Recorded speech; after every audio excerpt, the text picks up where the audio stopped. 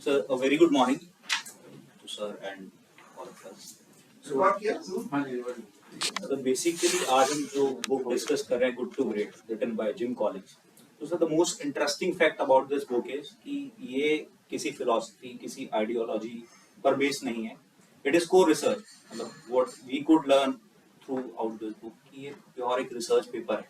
मतलब 21 researchers की team ने फॉर्चून 500 कंपनीज के ऊपर रिसर्च की, कुछ और कंपनीज के ऊपर रिसर्च की और उसके बेसिस पर जो फाइंडिंग्स थी कि एक गुड कंपनी ग्रेट कैसे बन सकती है, वो सारी चीजें इसमें लिखी हुई हैं. जो भी की पॉइंट्स हैं, चैप्टर हेडलाइंस हैं या लर्निंग्स हैं, मोस्टली वो सभी बैक्ड बाय डेटा है, डिराइव्ड फ्रॉम डेटा है, डिडक्शंस फ्रॉम डेटा है. तो that was the most interesting fact about this book. सारी चीजें हैं जो रियल वर्ल्ड में दिखती हैं, सामने हैं. There were numbers, figures, fact, even biographies of CEO, great leaderships. So that's the introduction of this book. If we move, so sir जो first chapter है इसका, उसका बड़ा thought provoking statement है कि good is the enemy of great. So that's how this book start. तो ये sir I think हमने mostly सभी ने देखी होगी Life of Pi movie.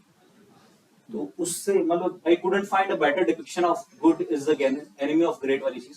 मतलब had it been a cat is a good pet compared to tiger.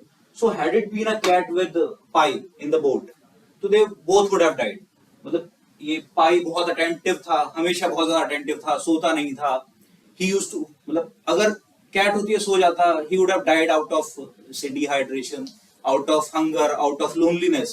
और tiger इसलिए जिंदा रहा कि Pi जो था he kept on feeding him कि अगर मैं इसको भरपेट नहीं खिलाऊंगा तो ये मुझे खा जाएगा. तो had it been a good pet, तो ये दोनों मर जाने थे. मतलब दोनों सेटिस्फाइड रहते, they both would have died. So that is a brief introduction of it.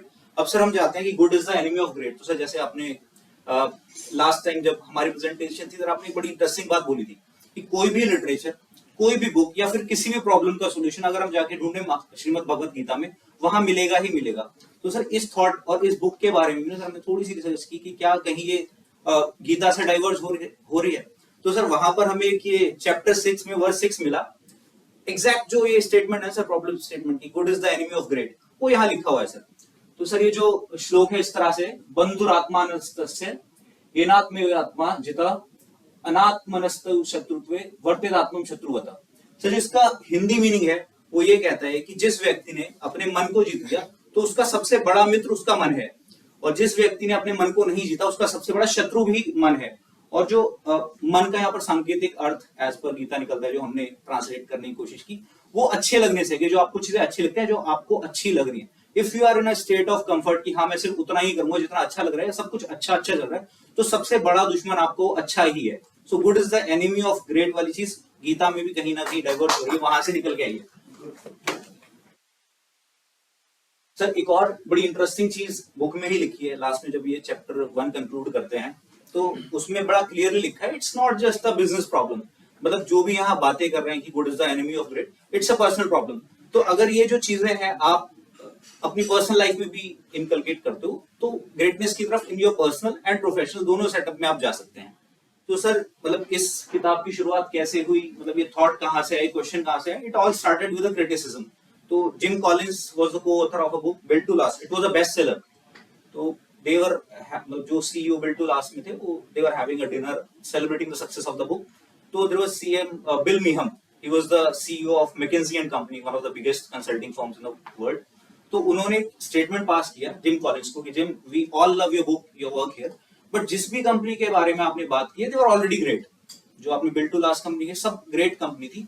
कोई भी ऐसी कंपनी आपने नहीं उठाई जो गुड से ग्रेट की तरफ आई हो. ट्रांजिशन के बारे में कभी आपने बात नहीं की है. तो for me it's a useless work. That's what he used the word useless.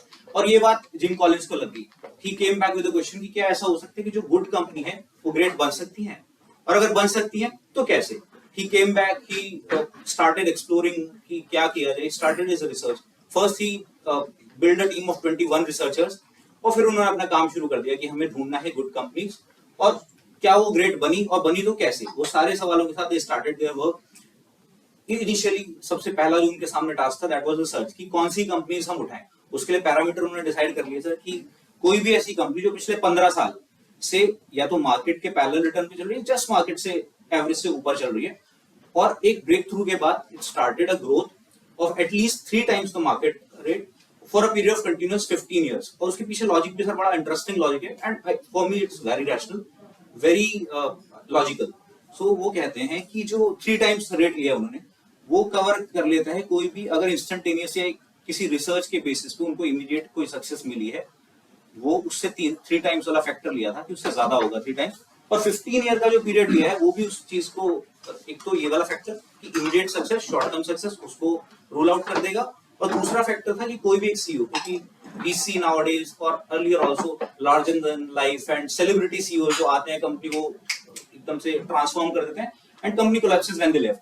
तो उस इफेक्ट को भी वो जो पीरियड था 15 years, तो that was greater than average serving period of the CEOs. तो that was very logical thing to do कि 3 गुना और 15 साल तक सस्टेन होना चाहिए। So they went through the research of over 51 years of data। Fortune 500 companies उन्होंने उठाई, उसमें से लिस्ट आउट की 11 कंपनी जो ये पैटर्न फॉलो कर रही थी। अब नेक्स्ट जो फेज 2 था उनके पास, किसको कंपेयर किससे करें, मतलब अगर वो सिर्फ ये जो 11 कंपनी जिनको उन्होंने गुड टू ग्रेट माना, उनको सिर्फ कंपेयर करते हैं अगर, तो हमें ये तो मिल जाएगा कि ये क्या अच्छा कर रही है, बट ये नहीं मिलेगा कि गुड से क्या अच्छा कर रही है जो ये ग्रेट बन पाए। तो उसके लिए सिमिलर बिजनेस प्रोफाइल में, सिमिलर स्टार्ट्स के साथ, सिमिलर रिसोर्सेज के साथ जो कंपनीज थी, they selected another 11 companies for comparison. So that was the, and उसके अलावा 6 कंपनीज और उन्होंने डिसाइड की जिन्होंने शॉर्ट टर्म ग्रेटनेस अचीव की but they couldn't sustain it. और उसके बेसिस पे जो research paper 6000 plus they have interview paper, CEOs को इंटरव्यू किया, उसके बाद दे केम अप विद दिस थिंग। तो this is the list of 11 companies है जो गुड टू ग्रेट बनी, जिन्होंने वो पैटर्न दिखाया। गुड टू ग्रेट सस्टेन किया सर, वो पैटर्न फॉलो किया एंड दे सस्टेन्ड इट। तो सर्च के बाद से नेक्स्ट जो फेज था कंपेयर टू व्हाट में, उन्होंने 11 कंपनीज और निकाल ली। फिर एक बड़ी इंटरेस्टिंग चीज था इनसाइड द ब्लैक बॉक्स, जो डेटा था बहुत सारा, gym Collins has called it a black box. Gym Collins has called it black box. तो उस डेटा में, उस ब्लैक बॉक्स के अंदर हम काम की चीजें कैसे ढूंढे। तो ब्लैक बॉक्स जो कहा है उन्होंने, इस तरह से कहा है कि हर पॉइंट ऑफ व्यू, हर पॉइंट पर, हर एक स्टेप पर आगे बढ़ने के लिए he has to install the new bulb, switch it on, तब दिखता था कि आगे क्या करना है। That kind of data they had, इतना ज्यादा डेटा था। और आफ्टर दिस होल सर्च, जो पूरी बुक है सर, ये पूरी किताब की जो समरी है, मतलब यहाँ से इस पर एक्सप्लेन किया जा सकता है। जो पूरा रिसर्च था, पूरे मतलब more than 5.5 years of research थे, around 15,000 man hours of research जो है वो यहाँ पर है। ओवरऑल जो बुक है या जो क्रक्स है, गुड टू ग्रेट बनने का सार है, वो अंदर 3 categories, discipline people, discipline thought and discipline action, इस तरह से कैटेगराइज किया गया। डिसिप्लिन पीपल के अंदर लेवल 5 लीडरशिप आ जाती है, बड़ा इंटरेस्टिंग कॉन्सेप्ट है। Then second is first who then what, leadership जो डिसाइड करेगी काम करना है, कौन काम करेगा, और उसके बाद कि क्या काम करेगा। देन कम्स डिसिप्लिन थॉट कि आपको ब्रूटल फैक्ट एक्सेप्ट करने हैं, कन्फ्रंट करने हैं। देन हेजॉग कंसेप्ट कि you should be very focused on your capabilities, on what has to be done, must be done। and then culture of discipline and technology accelerator, ये actions का part है कि आपने culture develop किया है और आपके एक्शंस जो हैं उसको सपोर्ट करने के लिए टेक्नोलॉजी एज एन एक्सेलरेटर आप यूज कर रहे हैं। सर एक और बड़ी इंटरेस्टिंग सी कोरिलेशन लिया था जिम कॉलिंस ने बुक के अंदर, the dog who did not bark. So ये शेरलॉक होम मूवी थी सर, उसमें तो व्हाट हैपेंड कि शेरलॉक होम जो क्लू पिक करता है, देयर वाज अ क्राइम, और शेरलॉक होम नोटिस करते हैं कि क्राइम के टाइम पर उनका जो पेट डॉग था, ही डिड नॉट बार्क। तो ही मेड अ डिडक्शन कि वो एक ऐसी चीज है, वो जो क्रिमिनल है वो नोन है, that's why the dog did not bark. Similarly Jim Collins had made a list of a few cues, मतलब उन्होंने भी इसी तरह से क्लू निकाले कि गुड कंपनीज में ऐसा क्या था, या जो हमें लगा कि मतलब जो deciding factor, they had set certain parameters. तो उन पैरामीटर्स में बहुत सारे पैरामीटर्स सरप्राइजिंगली ऐसे निकले जो to their surprise, to the researcher surprise, वो फैक्टर थे नहीं, डिसाइडिंग फैक्टर नहीं थे गुड टू ग्रेट। तो I will read out a few. उन्होंने लिखा है कि जो एग्जीक्यूटिव कंपनसेशन है, दे थॉट कि compensation has a correlation with greatness achieve करना, ऐसा कुछ नहीं था सर। जो नॉर्मल मिनिमल सैलरीज पर भी लोग काम कर रहे थे वो भी ग्रेटनेस अचीव कर पाए। देन देयर इज की जो लीडर्स हैं बड़ी बड़ी स्ट्रैटेजी बना रहे होंगे company, to his surprise most of the 11 companies जो इसमें थी, किसी ने भी एट फर्स्ट आगे बड़ी बड़ी स्ट्रेटेजी डिवाइस नहीं की। रादर दे फोकस्ड ऑन कि क्या करना है, क्या नहीं करना है, और क्या गलत हो रहा है जिसको रोकना है। सिर्फ इतनी सिंपल स्ट्रेटेजी, कोई किसी ने बड़ी स्ट्रेटेजी नहीं बनाई। फिर था टेक्नोलॉजी, मतलब एक मिसकंसेप्शन टीम का ये भी था, उन्होंने अपनी लिस्ट में रखा था पैरामीटर्स में कि टेक्नोलॉजी जो है इट्स अ बिग फैक्टर। अगर कोई टेक्नोलॉजी एकदम से लेकर आ रहा है तो कंपनी ग्रेट बन जाएगी, वैसा कुछ नहीं था सर। कोई भी आउट ऑफ दीज 11 कंपनीज कोई भी ऐसी कंपनी नहीं थी जिसने टेक्नोलॉजी के बेसिस पर सस्टेन्ड ग्रेटनेस या रिजल्ट्स अचीव किए हैं। And sir mergers and acquisition was another factor. तो इस तरह के सर ये पैरामीटर्स थे जो as per Jim Collins dog that did not bark, मतलब ये चीजें काम की नहीं थी। Then comes the last phase, chaos to concept, मतलब जिम कॉलिंस ने जो बनाया है, so basically out of all data Jim Collins ही has a special capabilities of seeing some patterns in difficult data in chaos। तो वो जो एक फर्स्ट जो हमने फिगर देखी थी, that is the whole concept of the book।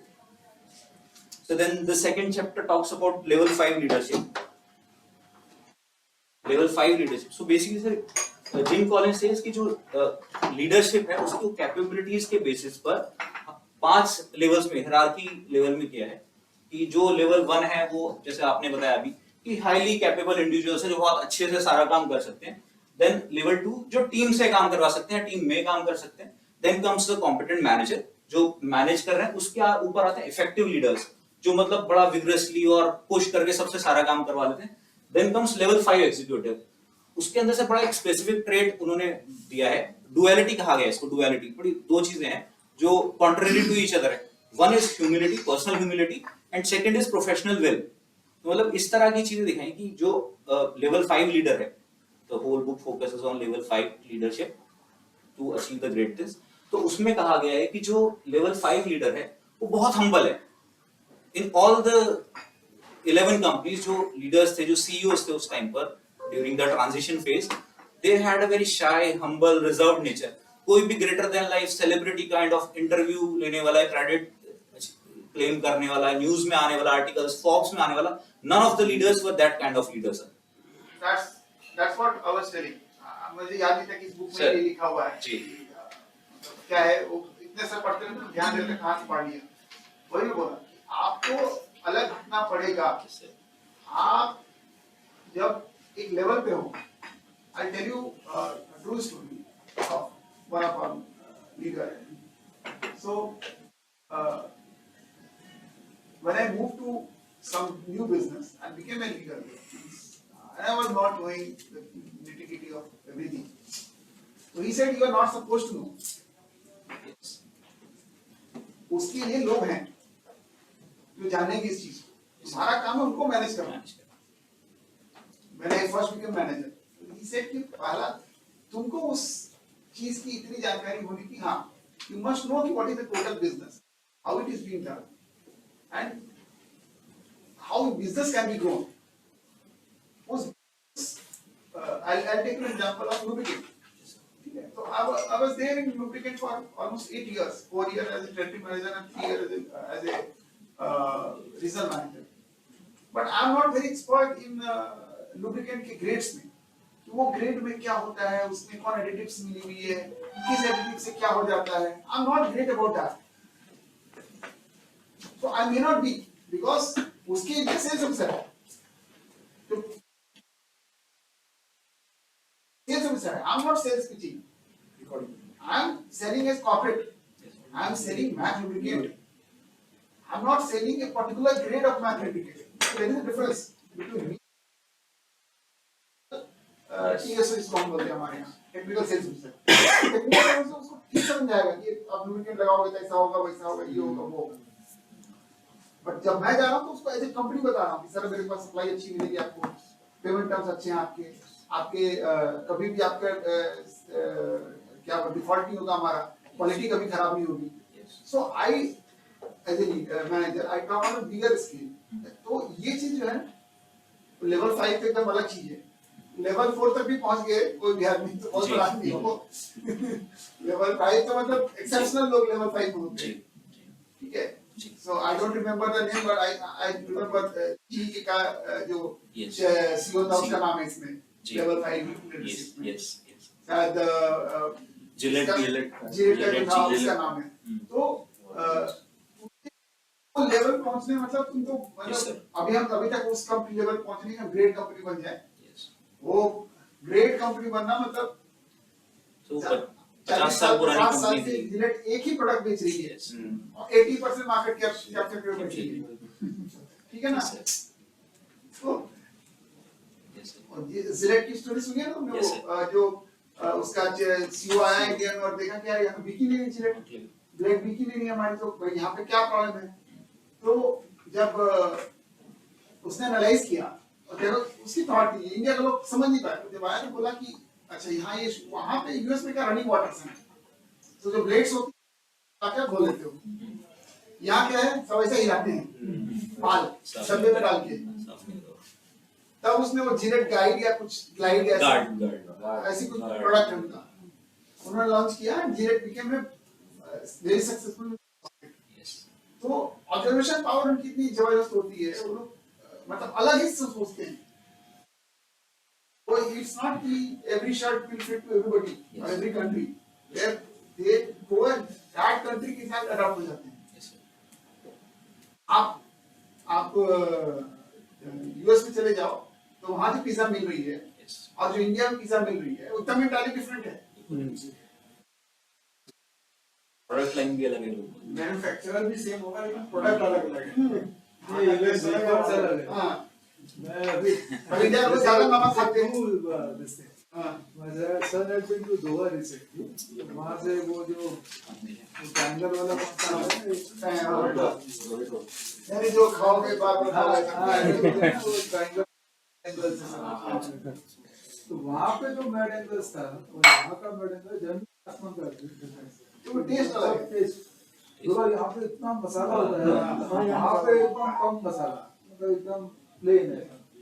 मैं सरप्राइज हो गया कि same company same everything, product का नाम भी सेम है, नाम भी सेम है, टेस्ट अलग बना है, टेस्ट एकदम।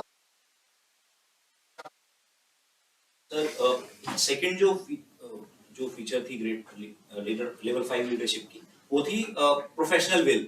मतलब सर वो विल ये कहते हैं कि जो लेवल 5 लीडर है वो जानता है कि क्या करना है, and he make sure what is to be done must be done no matter what, कि कितनी भी डिफिकल्टी कितने भी चैलेंज है, ही विल मेक श्योर कि इट इज डन।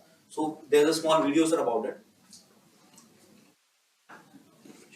2008 की रात थी और इलॉन मस्क सोते सोते चिल्ला और उठकर जल्दी से बाथरूम की तरफ बढ़ा और वहां पर जाके वॉमिटिंग करने लग गया। इलॉन मस्क बहुत हाई स्ट्रेस सिचुएशन को हैंडल कर लेता था, लेकिन इस साल जो उसने स्ट्रेस झेला था वो उसने पहले कभी भी नहीं देखा था। इलॉन के चलने का पोस्चर खराब हो गया था और उसने बहुत वेट गेन कर लिया था, लेकिन वो हाइपर फोकस्ड स्टेट में आ गया था और उसे अपनी 2 कंपनियों को बचाना था, स्पेसएक्स और टेस्ला।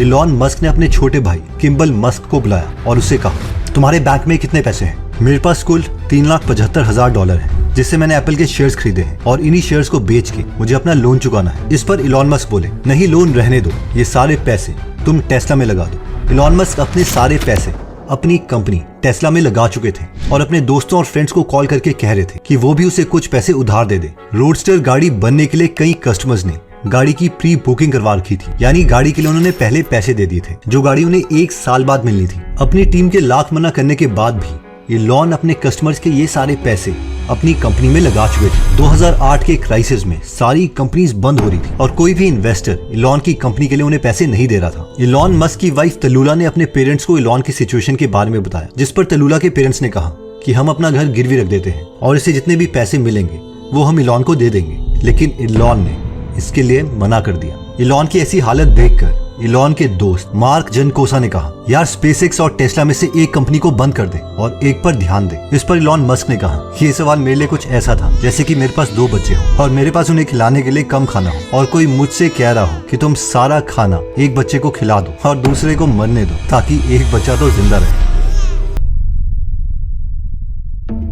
टेस्ला के बोर्ड मेंबर्स ने इलॉन मस्क के लिए एक कंडीशन रखी थी कि अगर टेस्ला की टोटल मार्केट वैल्यू $650 बिलियन के आसपास पहुंच जाती है तो उन्हें $100 बिलियन मिलेंगे, वरना कुछ भी नहीं। जिसका मतलब था कि टेस्ला की इतनी मार्केट वैल्यूएशन बढ़ाना जितनी की जनरल मोटर्स की भी नहीं थी, जबकि जनरल मोटर्स ने पिछले 1 साल में 1 करोड़ गाड़ियां बेची थी और उनका 80,000 का प्रॉफिट था, जबकि टेस्ला ने पिछले साल 1 लाख गाड़ियां बेची थी और वो 18,000 करोड़ के लॉस में थे। टेस्ला बोर्ड मेंबर्स की ये कंडीशन इलॉन मस्क तभी पूरी कर पाते अगर वो हर हफ्ते 5,000 गाड़ियां बना पाते। इलॉन को लग रहा था कि ये टारगेट वो किसी भी हालत में पूरा कर देंगे, लेकिन उनकी टीम को, उनके इन्वेस्टर्स को और बाकी पूरी दुनिया को लग रहा था कि इलॉन ऐसा कभी भी नहीं कर पाएगा और बाकी लोगों को ये लगना कि इलॉन कभी भी इस टारगेट को अचीव नहीं कर पाएगा, वो ठीक भी था। क्योंकि उस वक्त टेस्ला फैक्ट्री 1200 गाड़ियां हर हफ्ते बना रही थी और 5000 गाड़ियां बनाने के लिए उन्हें 2 सबसे बड़ी मुश्किलों का सामना करना था। मुश्किल नंबर 1, जो ऑलरेडी टेस्ला की फैक्ट्री थी उसे इतना एफिशिएंट बनाना था कि उस फैक्ट्री में ऑलरेडी लगी मशीन से वो 1200 के बजाय 3600 गाड़ियां बनाए, जो कि नामुमकिन था।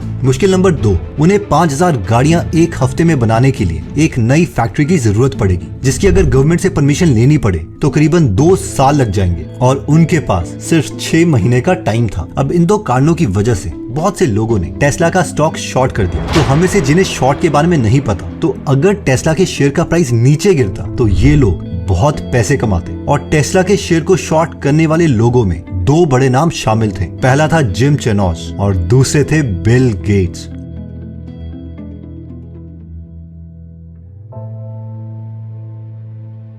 जिम चेनोस एक बहुत ही फेमस ट्रेडर है। इन्होंने क्या किया कि इन्होंने 2 टीम्स बनाई थी जो कि टेस्ला की फैक्ट्री की हर खबर रख रही थी। इन टीम को नाम दिया गया एयरफोर्स टीम और ग्राउंड टीम। एयरफोर्स टीम में जिम चेनोस ने लोगों को ड्रोन्स दे दिए जो टेस्ला फैक्ट्री के ऊपर घूमते रहते थे, और ग्राउंड टीम में लोग थे जो जमीन से टेस्ला फैक्ट्री की वीडियो रिकॉर्डिंग करते थे। इन दोनों टीम का एक काम था कि ये दोनों ये देखते रहे कि टेस्ला में कितना सामान अंदर जा रहा है और कितनी गाड़ियां हर हफ्ते बन के बाहर आ रही है। इन सबको यकीन था कि 6 महीने में ये सारे करोड़ों कमाएंगे, क्योंकि दूर दूर तक टेस्ला फैक्ट्री से 1800 से ज्यादा गाड़ियां बाहर नहीं आ रही थी।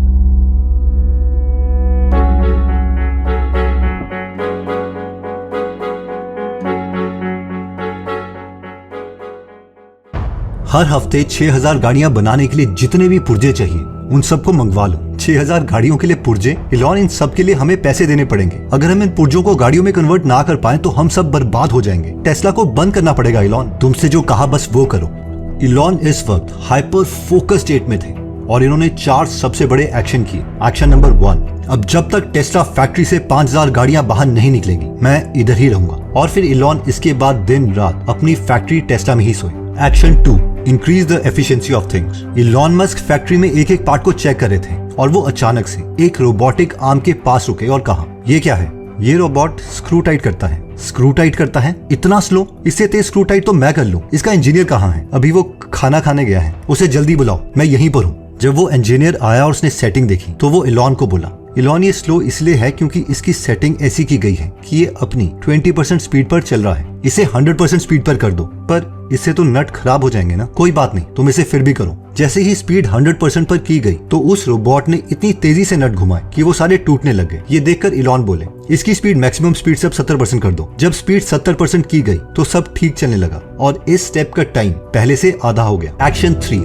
Delete the useless parts. Elon अगली मशीन की तरफ बढ़े और देखा कि यहाँ पर कार के बेस में रबड़ लगाया जा रहा है। इलॉन को लगा कि इसकी जरूरत नहीं है, तो वो बोले, ये रबड़ हम क्यों लगा रहे हैं? इस रबड़ को लगाने में इतना टाइम लग रहा है कि इसकी वजह से कार का ढांचा आगे नहीं बढ़ पा रहा और पूरा आगे का काम रुका पड़ा है। इस पर इंजीनियर बोला, सर ये स्ट्रक्चर डिपार्टमेंट के इंजीनियर ने हमें लगाने के लिए कहा था। उस इंजीनियर को बुलाओ। ये रबड़ हम क्यों लगा रहे हैं? ताकि अगर कभी बाढ़ आती है तो जो गाड़ी का बेस है वो ज्यादा गीला ना हो। क्या बोल रहे हो? बाढ़ आती है? 10-15 साल में एक बार बाढ़ आएगी और अगर आ भी गई तो गाड़ी का फ्लोर थोड़ा सा गीला हो जाएगा, लेकिन कार सेफ है। इस रबड़ को लगाने की कोई जरूरत नहीं है। इसके बाद इलॉन ने हाथ में एक ऑरेंज कलर का स्प्रे लिया और टेस्ला के वाइस प्रेसिडेंट ऑफ इंजीनियरिंग को बुलाया। उससे कहा, तुम मेरे साथ एक पूरा फैक्ट्री का चक्कर लगाओ। हर स्टेप में इलॉन मस्क रुक कर वाइस प्रेसिडेंट ऑफ इंजीनियरिंग से पूछने लगे, क्या ये स्टेप बहुत जरूरी है कार बनाने के लिए?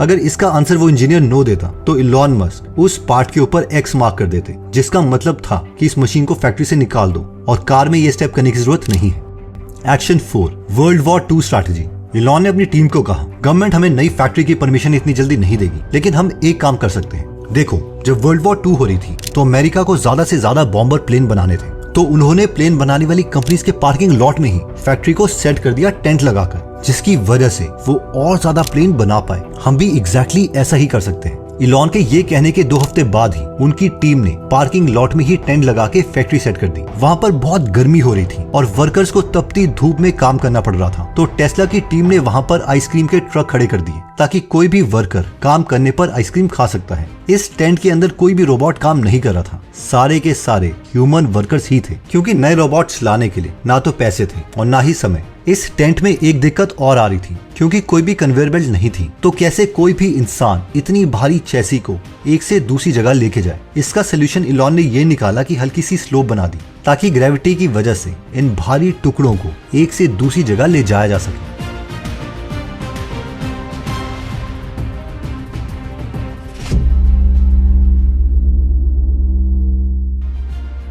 टारगेट के 6 महीने होने So basically सर अगर इस वीडियो से हम लर्निंग को कंपेयर करें लेवल 5 लीडरशिप की, मतलब sir humility beat short term, क्योंकि आई डोंट कंसीडर कि कोई भी हम में से एलॉन मस्क को हम्बल या अ पर्सन ऑफ ह्यूमिलिटी मानेगा, but for that particular period of time he was living in the workshop, sleeping on the ground, walking around the factory floor with the engineers, the managers, the laborers, and taking care of them. So that was the trait of personal humility he showed. And second was this professional will to do what is to be done. His like will was unshaken, unwavering. He was very stoic about the things that he has to do must be done. He made sure of it. So these are the main features. उसके लिए sir एक बड़ा interesting सा case study है. there's a company called Kimberly Clark that used to make paper, coated papers. तो उनके जो CEO थे डार्विन ई स्मिथ, उनके बारे में बड़ा अच्छा सा आर्टिकल इस बुक में लिखा गया. That is one of the 11 good to great companies. तो सर मतलब Darwin E Smith was from a humble background, very underprivileged kind of family, बहुत पैसा नहीं था. तो what he used to do, he used to work during the day, study at the night, and at a early age factory में काम करते हुए he lost his finger, but due to condition and due to his will he kept on going to school in the evening, he kept on working, and after a certain period of time he was selected in Harvard Business School. He did his law, Harvard Law School, he did his law from there. He was selected to work in Kimberly Clark, or after 18 years of his service, when the company was kind of doomed, they were like running low on their revenues. उनका जो competitor company Scott Papers, that was on the verge of acquiring the company. तो उस time पर he was made CEO, और despite making him the CEO of the company, जो बाकी board था they were not very confident about him, and एक board member ने उनको साइड में बुला के बोल भी दिया कि look, you are not qualified to be the CEO of the company. And sir, after so basically in his tenure of over like 20 plus years, the company made 4.1 times the market revenue rate. इतना returns आया, it was completely transformed.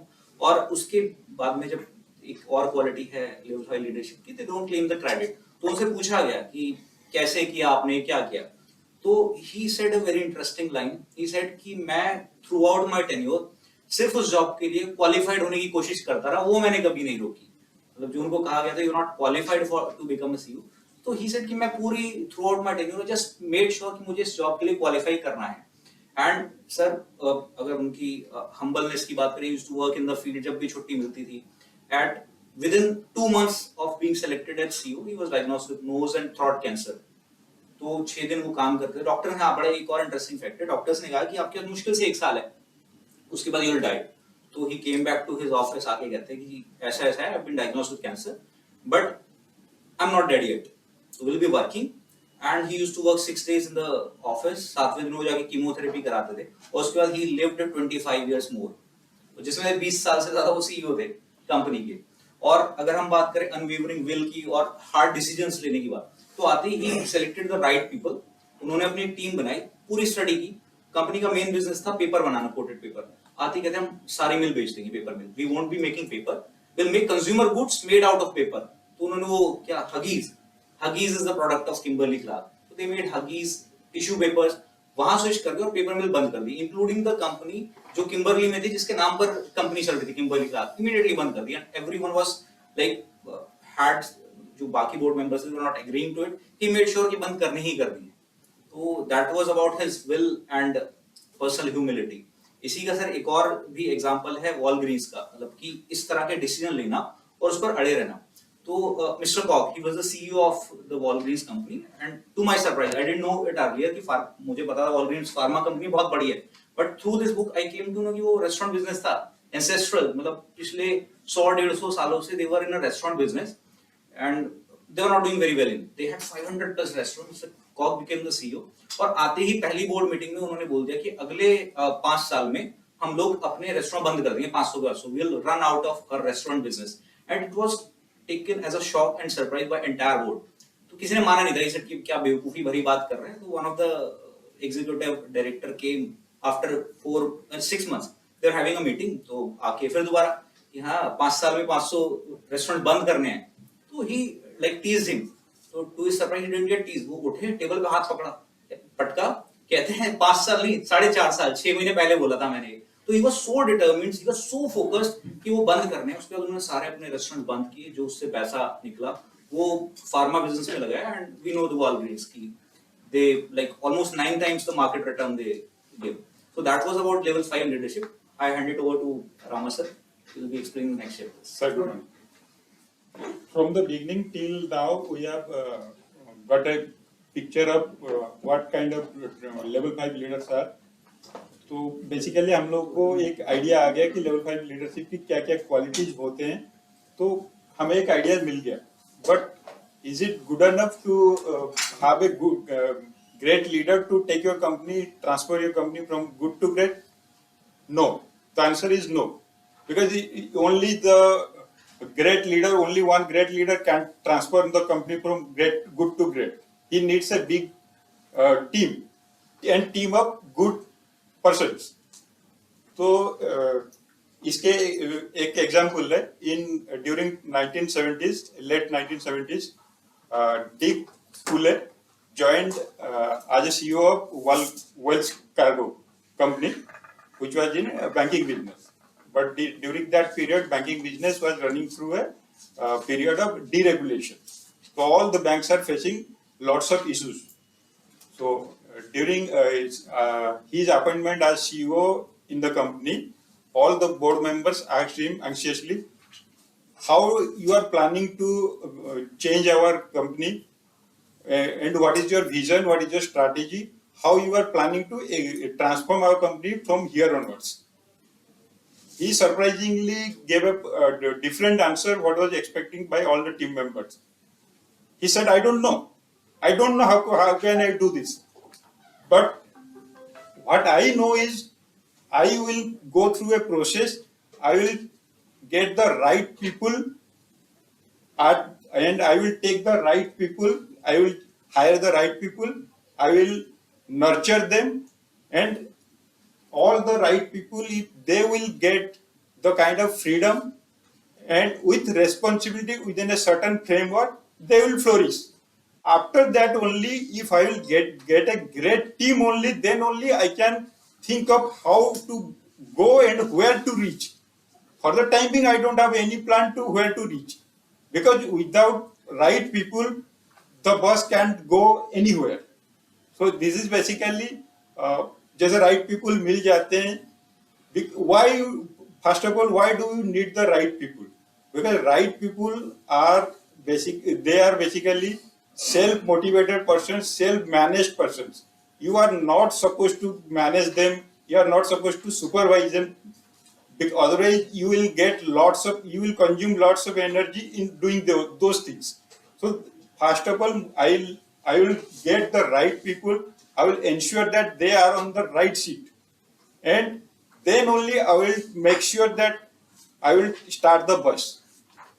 And ऐसा भी है कि अगर right people मेरे बस में हैं, if required in future मुझे गाड़ी को थोड़ा सा direction change करना है, तो right people will only मतलब वो साथ देते हैं.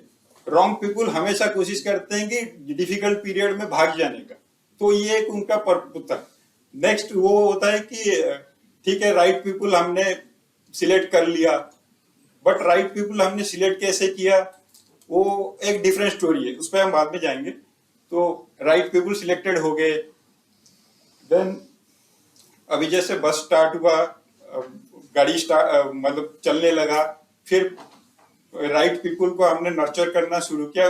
We gave them the responsibility and certain freedom so that they can flourish. Without freedom and responsibility, no one will flourish. उसके लिए हमने एक certain framework रखा और उनको उस हिसाब से काम दिया. Later on, फिर ऐसा ऑथर का मानना है कि sometimes हमें ऐसा फील होता है कि we have hired the wrong people. So when you feel that we have hired a wrong people, suddenly you have to feel whether the right person is on the wrong seat or he is actually the wrong person. If he is the wrong person, then you have to get him out of the bus. Otherwise, he will be the disturbing force who will create disturbance within the team.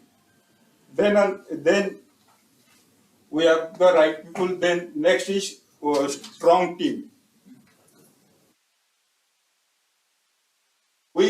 If there are lots of right people, then it will be easy to make a great team, so that they can have a skilled individuals foundation for achieving great results and sustainable success.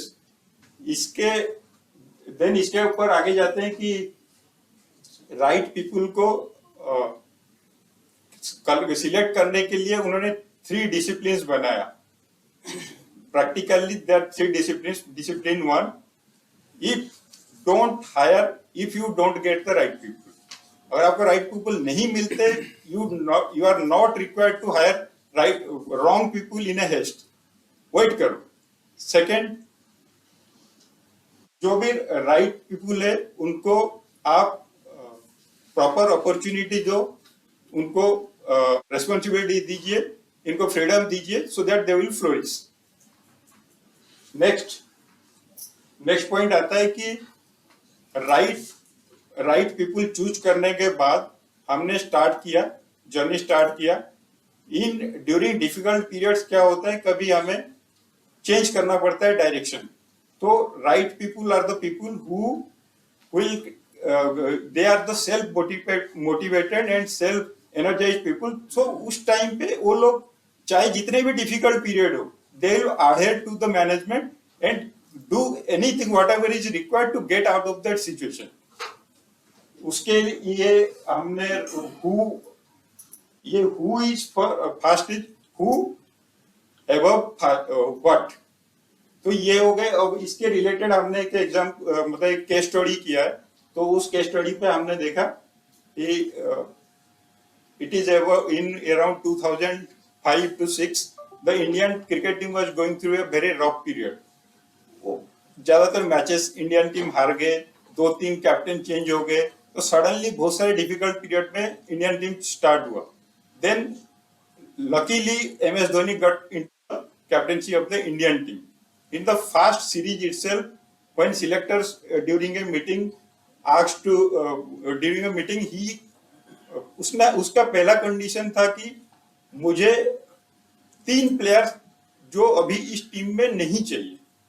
तो no selector या anybody supported him. Still then he convinced in the board in the last कि मुझे at least इस series के लिए ये 3 player change करके दो. और इसने चेंज किया.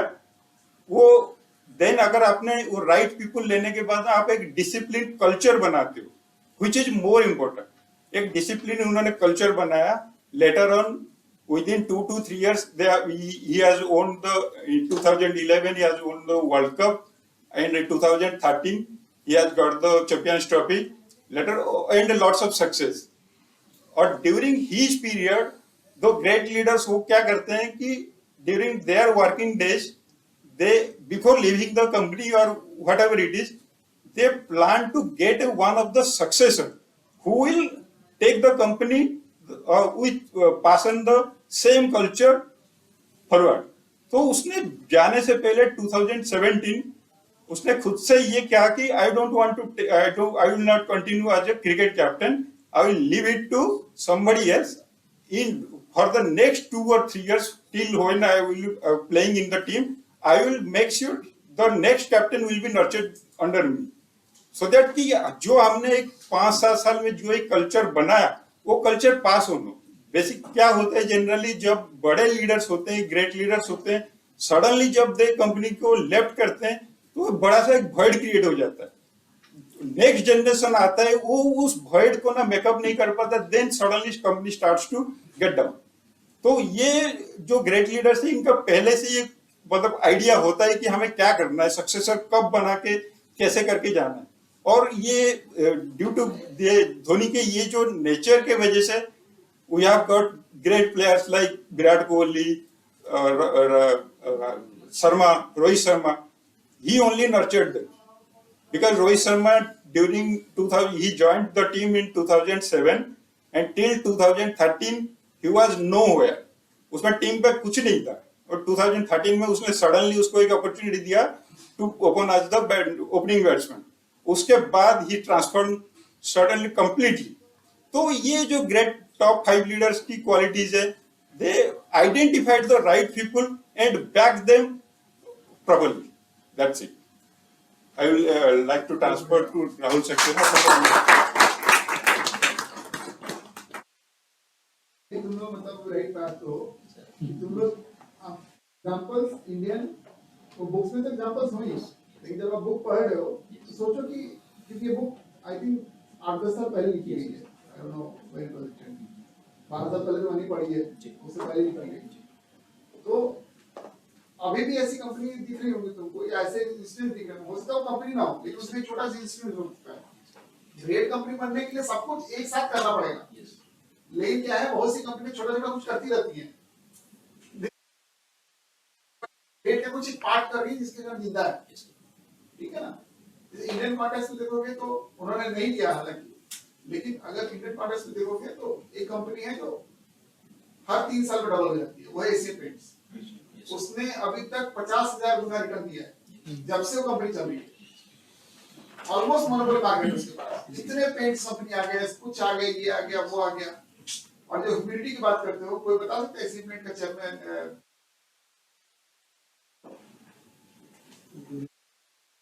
कोई मतलब ही is not that of celebrity stature. हां कभी है सेलिब्रिटी स्टेचर नहीं सुनोगे अंबानी की तरह कुछ न्यूज में बात कर रहा है, या अदानी की तरह कुछ कर रहा है, ये वो फैशनेबल, या कोई भी बड़ी कंपनी लेके ऐसे। एचयूएल के चेयरमैन कौन है? क्या एचयूएल से बड़ी कंपनी है लोग? लेकिन नहीं, जो ह्यूमिडिटी की बात कर रहा है वो अपना काम कर रहे हैं। उसने बोला कि इंटरव्यू देना उसका काम नहीं है, इंटरव्यू दे रहा हूं, ये दे रहा हूं, वहां कर रहा हूं, ये कर रहा हूं, लेकिन that is also a job, that is a different job they are doing because of अपना पीयर प्रेशर, या उनको कुछ अपना मार्केटिंग करना है, या उनको अपना कुछ और बढ़ाना है।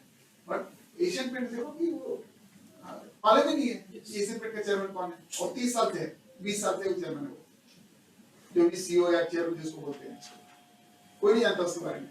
लेकिन वो हर 3 साल में कंपनी डबल कर देता है, हर 3 साल प्रॉफिट डबल कर देता है। इतने कंपटीशन होने के बावजूद, चाहे वो किसी भी पीरियड में देख लो, चाहे वो 2008 का ऑयल क्राइसिस हो या 11 का ऑयल क्राइसिस हो, कभी भी ऐसा नहीं हुआ डबल नहीं किया उसने। 50 इयर्स से वो कंटिन्यूअस, मतलब अगर तुमने शेयर में लगाया होगा 50 तो 50,000 टाइम कर दिया उसने। इनोवेटिव भी बहुत है, वो एंटीबैक्टीरियल पेंट पहली बार उन्होंने लेके आए, कुछ बनाते रहते हैं, मतलब दे आर वेरी इनोवेटिव, और उनका मार्केट पे सप्लाई चेन कंट्रोल है ना बहुत बढ़िया है। रीड करो कभी एशियन पेंट्स के बारे में, it's also complete right. Now I'm one of my favorite Indian company, Asian Paint. Share नहीं मेरे पास, मतलब स्टडी के लिए one of the best company to read. Indian MNC जो real MNC कंपनी है इंडियन, वो है Asian Paints। कंपनियां हैं दुनिया में चलाती है, real MNC company. Good morning everyone. अब हमारे लीडर लेवल 5 लेवल की भी बात हो गई है, और गुड टीम की भी बात हो गई है, दोनों लोग आ गए हैं हमारी टीम में। अब ई कंपनी को आगे कैसे ले जाना है, गुड टू ग्रेट कैसे बनना है, तो इसके लिए हमें जिम कॉलिन ने एक कंसेप्ट दिया है, confront with brutal facts. Confront with brutal facts कहता है कि आपको सच्चाई का सामना करना है, मार्केट ट्रेंड के हिसाब से चलना है, और एनालिसिस करके जो भी प्रॉब्लम मार्केट में चल रही है, मतलब जो जहां दुनिया जा रही है उस डायरेक्शन में ही काम करना है। अगल बगल में कोई हमारे उस कंपटीटर आ रहा है तो हमें उससे आगे कैसे रहना है। तो ये सारे जो फैक्ट्स हैं, चाहे वो ब्रूटल हो, हार्ड टू सॉल्व हो, मगर वो हमें कंसिडर करना है हर मीटिंग में, हर अपने एजेंडा में, कि इसको कंपनी को आगे कैसे ले जाया जाए। तो जिम कॉलिन ने इसको 4 पॉइंटों में डिवाइड किया है कन्फ्रंट विद ब्रूटल फैक्ट को। Lead with question not answers. तो जो जिम कॉलिन कहते हैं कि जब मीटिंग हो, जब लेवल 5 लीडर्स मीटिंग करते हैं तो वो ये नहीं कहते कि मैं मीटिंग का एजेंडा क्या है, वो बस क्वेश्चन रखते हैं, क्वेश्चंस देते हैं कि आप जितने भी आपकी टीम मेंबर्स हैं वो उस पर डिस्कशन करें, डिबेट करें, और आंसर वो उसी में से निकालते हैं। क्वेश्चन वो एक इस तरह से सुपरफिशियल बॉस की तरह नहीं कि एक आपको एक सिस्टम बता दिया, आप पे थोप दिया और आपको इसी तरह से गाड़ी को आगे ले जाना है। तो वो चीज आपको डूम लूप, आगे सर बताएंगे, डूम लूप उसमें ले जाती है आपको कंपनी को, वो क्या कहते हैं सक्सेस की तरफ नहीं जाती है। तो दूसरा पॉइंट है उनका, engage in dialogues and debate not correction. तो डिबेट का एनवायरनमेंट इतना अच्छा वो देते हैं कि उसमें आप डायलॉग्स अपने और डिबेट इतनी हेल्दी डिबेट कराते हैं वो कि उससे जो रिजल्ट निकलता है, जो उसको आउटकम निकलता है मीटिंग का, वो बहुत ही बढ़िया और बहुत ही अचीवेबल होता है। और थर्ड इसका इनका पॉइंट है कंडक्ट ऑटोप्सी।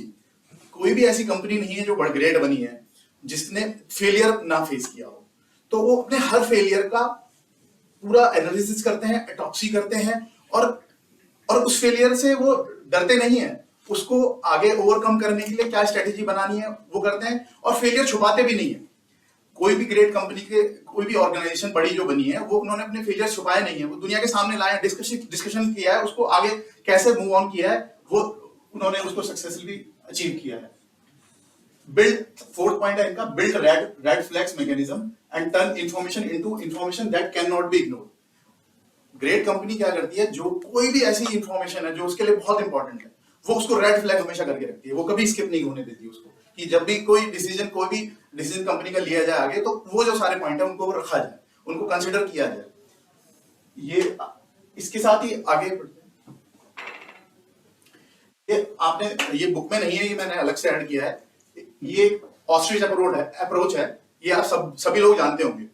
तो जो गुड टू ग्रेट कंपनी नहीं बन पाई, उनमें ज्यादातर ये देखा गया कि उन्होंने मार्केट में जो कंपटीटर्स टेक्नोलॉजी ला रहे हैं या जो भी कोई इनोवेशन हो रही है मार्केट में, उन्होंने अपना ऑस्ट्रिच की तरह सैंड में सर देके वो चलते रहे कि हमारा प्रोडक्ट ठीक है, हम चलते रहेंगे, और दूसरी कंपनियां आगे बढ़ती चली गई। तो ये एक ऑस्ट्रिच अप्रोच है। उसके बाद जिम कॉलिन ने इसमें दूसरा अपना एक और पॉइंट रखा है, स्टॉकडेल पैराडॉक्स। ये यूएस नेवी में एडमिरल थे, ये प्लेन लेके जा रहे थे अपना सेकेंड वर्ल्ड वॉर में, तो वियतनाम ने इनका प्लेन क्रैश कर दिया था, वो उसको करके फिर उन्होंने इनको अरेस्ट कर लिया गया, इनको प्रिजनर बना लिया गया। उसके बाद इनको कोई प्रिजनर राइट नहीं दिए इन्होंने। उसके बाद इन्होंने इतनी फाइटर की तरह उन्होंने ये पूरा टाइम अपना स्पेंड किया, 8 साल, इतने टॉर्चर सहन करे कि क्या कहते हैं, इनका बस उसमें से ये कुछ ही लोग जिंदा बच पाए थे उसमें, जो प्रिजनर्स थे उसमें। इनसे फिर जिम कॉलिन ने इनका इंटरव्यू किया था बाहर आके, तो उनसे पूछा कि आप ऐसा क्या किया कि आपने वो जो 7-8 साल का जो टॉर्चर था वो कैसे झेला और कैसे आप बच के निकल आए, तो आपके 2-3 साथ के जो भी लोग हैं वो कैसे बच के गए। तो उन्होंने एक बहुत बढ़िया बात कही, इन्होंने कहा कि ऑप्टिमिज्म जो है वो उन लोगों की डेथ का कारण है। अब ऑप्टिमिज्म हम सोचेंगे, ऑप्टिमिज्म बहुत अच्छी चीज है, ये ऑप्टिमिज्म से कैसे लोग मर गए। तो ऑप्टिमिज्म को इन्होंने ऐसे डिस्क्राइब किया कि वो लोग कहते थे, जो लोग खत्म हो गए, कहते थे कि हम नेक्स्ट ईस्टर में या नेक्स्ट क्रिसमस में या नेक्स्ट न्यू ईयर पे हम लोग छूट जाएंगे जेल से। तो उनकी जो उम्मीदें थी ना, वही उनको डिप्रेस करने का कारण बनती गई। धीरे धीरे जितनी भी उम्मीदें उनकी फेल होती गई, उन्होंने जो इनका जो थॉट था वो ये था कि एक ना एक दिन हम जरूर आजाद हो जाएंगे। वो उसके लिए प्रयास करते रहे। इन्होंने टैपिंग मेथड निकाला जेल में बात करने का, और अपनी वाइफ से कोडिंग में लेटर भेजते थे ये, तो और उससे ये डिस्क्राइब करते थे कि अंदर के हालात कैसे हैं, और मीडिया को पता चले, तो जिससे कि ये इनकी चीजें सामने आए। वो इन्होंने बहुत सारे प्रोसीजर निकाले थे, कई बार इनके टांग टूट गई टॉर्चर में, बहुत इन्होंने टॉर्चर सहन किया था।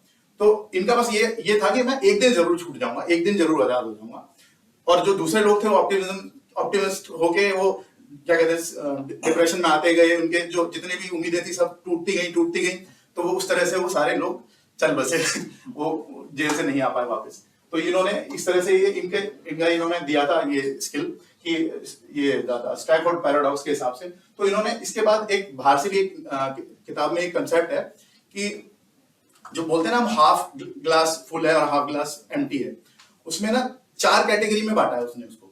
एक होता है ऑप्टिमिस्टिक, एक होता है पेसिमिस्टिक। उन्होंने उनको 4 कैटेगरी में बांटा है, एक इंडेफिनिट पेसिमिस्टिक, एक डेफिनेट पेसिमिस्टिक।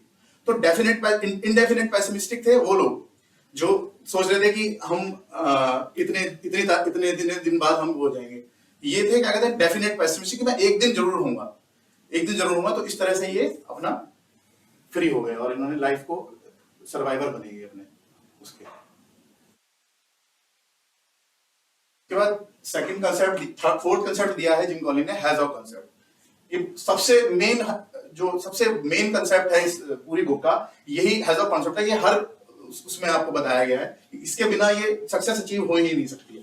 तो इसमें हैजॉक एक ये छोटा सा आपको जानवर दिख रहा है, ये है, इसको हैजॉक बोलते हैं, और इसको कंपेयर किया गया फॉक्स से। तो जो फॉक्स जो स्ट्रेटेजी बनाता है वो मल्टीपल स्ट्रेटेजी बनाता है अपने दिमाग में, मगर जो ये बेस्ट है, बेस्ट क्या है, वो अपने सर्वाइवल में बेस्ट है। वो उसे फॉरेस्ट का कोई जानवर उसे मार नहीं सकता, वो अपने सर्वाइवल के लिए सबसे बढ़िया सबसे बेस्ट टेक्निक, एक जो टेक्निक है उसके पास है। तो ये एक टेक्निक पे काम करता है। फॉक्स कितनी भी चालाक है, कितना भी कनिंग हो, मगर इसको कुछ हार्म नहीं पहुंचा सकता। तो ये इसकी पावर है कि ये बॉल में शेप में बन जाता है, स्ट्रॉन्ग बॉल में शेप में बन जाता है, स्पाइक्स छोड़ता है और कोई भी उसको टच भी नहीं कर सकता, कहीं शेर और लेपर्ड कोई टच नहीं कर सकता। तो ये एक स्ट्रेटेजी पे काम करता है। एक इसके पास सबसे बढ़िया टेक्निक है वो आपकी इसकी सर्वाइवल, जो इसको पूरे जंगल में इसको जीने के लिए सपोर्ट करती है। आगे sir Ashish sir. Good morning sir, this is hedgehog concept. First of all जो भी गुड कंपनी ग्रेट कंपनी बनी उनके लिए सर ये मेन कॉन्सेप्ट है जो कि जरूरी है। ये 3 इंटरसेक्टिंग सर्कल के बिना ये अपना गुड टू ग्रेट की जर्नी अचीव नहीं हो सकती सर। इसमें सबसे पहले बताया गया sir what can be best you in the world. पहले आइडेंटिफाई द थिंग्स, आप किस फील्ड में सबसे एक्सेल हैं, तो आपको वो फील्ड आइडेंटिफाई करना पड़ेगा और वो फील्ड से अपने आपके क्या profitability growth which drives the economic engine, तो वो फील्ड हमें आइडेंटिफाई करके वो हमें करना पड़ेगा। कोर कॉम्पिटेंसी हमारी क्या है और उससे हमारा क्या प्रॉफिट रेवेन्यू ग्रोथ आ रहा है कि नहीं आ रहा, और considerably what we are passionate, वो जो हम काम कर रहे हैं कंपनी के लिए क्या हमें उसमें अच्छा लग रहा है, हम उसमें अच्छा फील कर रहे हैं। जब तक ये 3 इंटरसेक्टिंग कॉन्सेप्ट नहीं किसी भी कंपनी में अचीव करेंगे तो गुड टू ग्रेट की जर्नी कंप्लीट नहीं हो सकती। केस स्टडी दिखाना बोल सर। ये जैसे रिसेंटली बताया वॉल्ग्रीन एक फार्मास्यूटिकल कंपनी है, इसकी सर ड्रग स्टोर थे।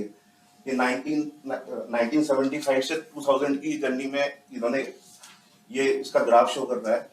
पहले सर इन्होंने क्या ये अपने बिजनेस में बहुत मतलब कुछ लोअर प्रॉफिट ग्रोथ कर रहे थे, फिर इन्होंने आइडेंटिफाई करा अपना व्हाट इज आवर हैजॉक कॉन्सेप्ट, कि इन्होंने अपना आइडेंटिफाई करा कि किस फील्ड में हम एक्सेल कर सकते हैं। पहले ये फार्म उसमें डेयरी फार्म बिजनेस में थे, मल्टीपल टाइप्स ऑफ बिजनेस में थे, फिर उन्होंने वो सारे रेस्टोरेंट शट डाउन करके फार्मास्यूटिकल बिजनेस में आए। जो उनका सीईओ थे उसको उन्होंने अपने सन को हैंडओवर करके ये सीईओ बने डॉर्वन स्मिथ करके। फिर 1975 से 1998 तक इन्होंने अपना जो हैजॉक कॉन्सेप्ट है उसी जो कोर कॉम्पिटेंसी थी उसी पे फोकस किया कि हमने कैसे अपने जो इनकन्वीनियंट स्टोर थे उनको कन्वीनियंट स्टोर में कैसे कन्वर्ट करें। तो इनकी स्ट्रेटेजी सर ये थी कि जो उनके प्रेफर्ड लोकेशन थी वो हमारे कॉर्नर वाली लोकेशन को हो, जहां से कस्टमर मल्टीपल टाइम्स पे एंट्री और मल्टीपल टाइम्स से एग्जिट कर सके, ताकि उनका कस्टमर पर विजिट प्रॉफिट रेवेन्यू ज्यादा जनरेट हो सके। इन्होंने इसी सिंपल स्ट्रेटेजी पे काम किया और इस पे लगातार 7 ईयर तक इन्होंने काम करा। फिर इनका ब्रेक थ्रू यहाँ से स्टार्ट हुआ, बिल्डअप यहाँ से स्टार्ट हुआ। देन द कंटिन्यूअस प्रोसेस इन्होंने छोड़ी नहीं सर, और वो अपने जो प्रेफर्ड लोकेशन थी उनको चेंज करते रहे, और जो भी इनका प्रॉफिट यहाँ से रेवेन्यू जनरेट हो रहा था वो अपने स्टोर को एक मोर कन्वीनियंट स्टोर में कन्वर्ट करके वो बिल्डअप करते चले गए। इसी तरह अगर कोई स्टोर उनके जस्ट बगल में है और एक ब्लॉक छोड़ के अगर वो स्टोर कॉर्नर वाले लोकेशन पे आ रहा तो उन्होंने अच्छा स्टोर को बंद करके वो वाला स्टोर भी कन्वीनियंट स्टोर में कर दिया, ताकि कस्टमर को इनकन्वीनियंस ना हो सके। और जितनी कस्टमर विजिट बढ़ेगी उस हिसाब से इनकी स्केलिंग और जो ये प्रॉफिटेबिलिटी सर ये दिख रही है, it's a compounding effect year on year that result was an sustainable business। ये वॉल्ग्रीन्स का था। और इन्होंने इनका जब जैसे 1998 में जब ब्रेक थ्रू आया तो इन्होंने one of the major leading company like Intel, GE, Coca Cola, उनका भी प्रॉफिट रेवेन्यू बीट करते हुए 562 बिलियन का प्रॉफिट इन्होंने जनरेट किया सर। इसी में सर एक हैजॉक कॉन्सेप्ट में ही एक मेरा केस स्टडी किया था। उसमें फिलिप मॉरिस एक कंपनी थी यूएस में, और उसके अगेंस्ट में उसके साथ एक कंपनी थी आरजे रेनॉल्ड। वो दोनों कंपनियां थी सेम टोबैको कंपनी, टोबैको जैसे इंडिया की आईटीसी है उसी तरह से दोनों वो काम करती थी। तो जब हैजॉक कॉन्सेप्ट इससे कैसे रिलेट होता है कि जब टोबैको की वजह से एफडीए ने जब कैंसर का वो निकाला रिसर्च की ये टोबैको बहुत हार्मफुल है, लंग्स में कैंसर हो रहा है और क्या कहते हैं बहुत ही खराब चीज है, तो आईटीसी ने क्या आईटीसी और आरजे रेनॉल्ड्स ने क्या किया कि दूसरे उसमें बिजनेस में स्विच हो गए, वो पेट्रोलियम में चले गए, वो तेल बेचने लगे आरजे रेनॉल्ड्स। और ये फिलिप मॉरिस ने सोचा कि मैं सिगरेट तो बनाता हूँ, सिगरेट पीने से ना क्या कहते हैं उसको अच्छा लगता है, मतलब एडिक्टिव है, और मैं अच्छा उसका जो हैजॉक था वो ये था कि मैं ना उसका यूएसपी था कि मैं एडिक्टिव प्रोडक्ट्स बनाऊंगा जो उसका हैजॉक प्रोडक्ट था। तो उसने क्या किया कि दूसरे किसी उसमें नहीं गया, उसने ई सिगरेट बनाई, ई सिगरेट भी उसकी काफी चली, मालबोरो उसका ब्रांड था फिलिप मॉरिस का। और उसके बाद उसने कॉफीज में घुसा, वो चॉकलेट में घुसा, वो सॉफ्ट ड्रिंक्स में घुसा, बियर में घुसा, तो उसने बनाया एडिक्टिव प्रोडक्ट। और आप देख लो आईटीसी का और अभी फिलिप मॉरिस का इंडिया में क्या हाल है, तो वो जो सक्सेस है ना वो उस लेवल पे अभी भी वो उसी रेट से आगे बढ़ते जा रहे हैं। तो ये हैजॉक की वजह से उन्होंने अपना डाइवर्ट नहीं किया, फॉक्स की तरह इधर नहीं सोचे, वो तेल बेचने लग गया, वो पूरी कंपनी डूम लूप में चली गई। तो एक ये एग्जांपल था उसका हैजॉक।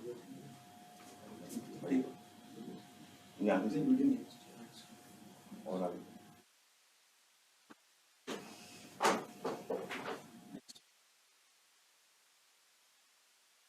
there is an example of flywheel effect that's called the Walgreens company, one of the major pharmaceutical company, and previously showed the graph of exponential and compounding effect and identify there the Hedgehog concept. And stick in this flywheel effect there is a simple step, divide the work into a very small work and उसको individual को responsibility सबको divide कर देनी है कि आपका क्या काम है, और राइट पर्सन को राइट रिस्पॉन्सिबिलिटी देते हुए इस फ्लाईव्हील को टर्न बाय टर्न वो घुमाएगा सर। इनिशियली जब वो टर्न बाय टर्न घुमाएगा तो मोमेंटम बहुत ज्यादा लगेगा, बट जैसे वो एक बार जाइंट फ्लाईव्हील घूम जाएगा by turn, second turn 1000 times, 100,000 times, फिर एक मोमेंट ऑफ इनर्शिया से उसको लेस फोर्स ड्रिवन ड्राइव करेगा। और कंपाउंडिंग इफेक्ट में जो भी कंपनी इस फ्लाईव्हील मॉडल्स पे काम करेंगी, एक्यूमुलेशन रिजल्ट, ये these people are self motivated and self driven, and the momentum comes and this flywheel goes and sustainable result over the period of time, and shown as earlier a lot of companies, example 11 companies. Here is the same, is the doom loop, the case study of Kodak camera, which is जो codec camera ने अपनी technology transformation को ना समझते हुए अपने conventional camera पे ही stick रहा, वो डिजिटल कैमरा पे कभी भी स्विच नहीं हो पाया। क्यों? क्योंकि उसका हाई मार्जिन बिजनेस था, पेपर रोल और उसकी रील, वो उस बिजनेस पे हमेशा स्टिक रहा और उसका 80% मार्केट शेयर वो कैप्चर कर रहा था।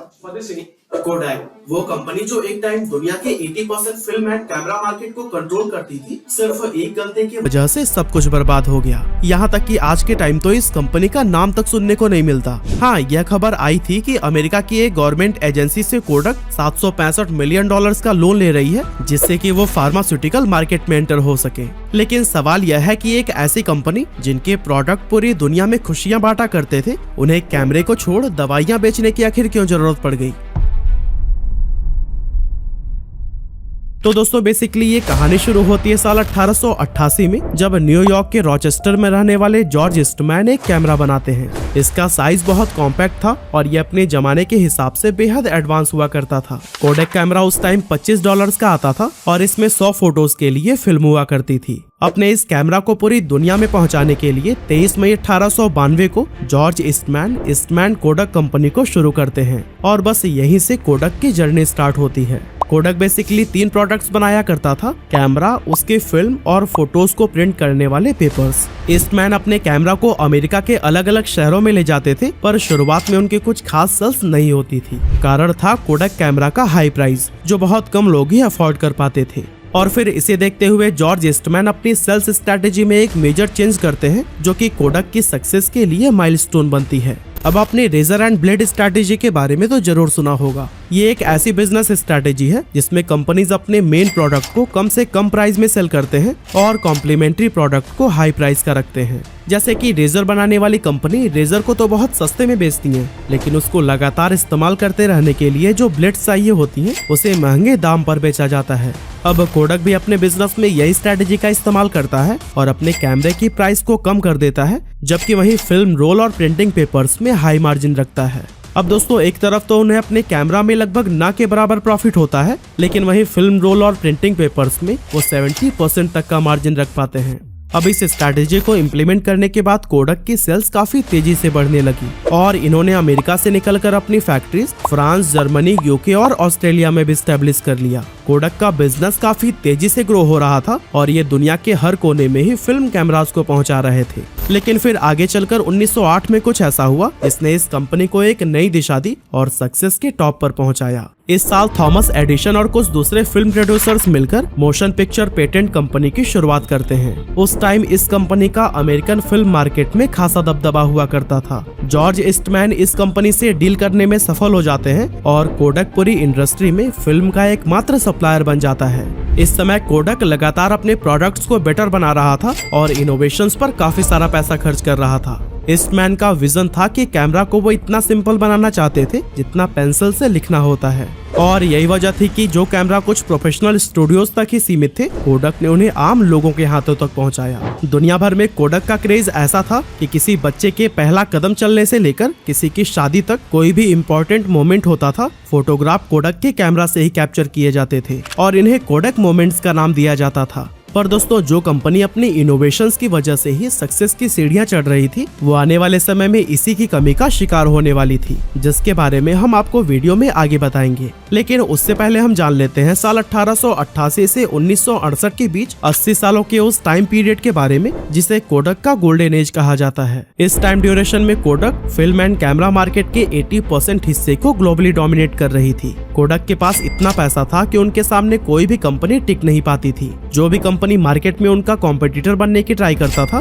कोडक उसे मुंह मांगे पैसे देकर खुद में मर्ज कर लेता था। ये ठीक वैसा ही है जैसा आज गूगल, मेटा और माइक्रोसॉफ्ट जैसे टेक जायंट्स करते हैं, और इसी की वजह से उन्होंने मार्केट में अपनी मोनोपोली स्टैब्लिश कर ली है। कोडक के प्रोडक्ट्स की मैन्युफैक्चरिंग में कई केमिकल्स भी बनाए जाते थे जो दूसरी इंडस्ट्रीज के लिए भी काफी फायदेमंद थे, और फिर इसे देखते हुए ही कोडक ने ब्लड एनालाइजर, एक्सरे, फोटोकॉपियर और कई तरह के फार्मास्यूटिकल इक्विपमेंट्स की मैन्युफैक्चरिंग शुरू कर दी। वर्ल्ड वार 2 के दौरान इन्होंने अमेरिका के लिए RDX और हैंड ग्रेनेड जैसे वेपन्स भी बनाए थे, और 1943 में कोडक मैनहट्टन प्रोजेक्ट का भी हिस्सा रहा था। वैसे हम आपको बता दें कि ये वही प्रोजेक्ट है जिसमें पहला न्यूक्लियर वेपन बनाया गया था। रेजर एंड ब्लेड स्ट्रैटेजी पर चल रहा उनका ये बिजनेस इतने पैसे कमा कर दे रहा था कि कोडक कोई भी नया इनोवेशन कर सकता था और उसमें मार्केट को डोमिनेट भी कर सकता था।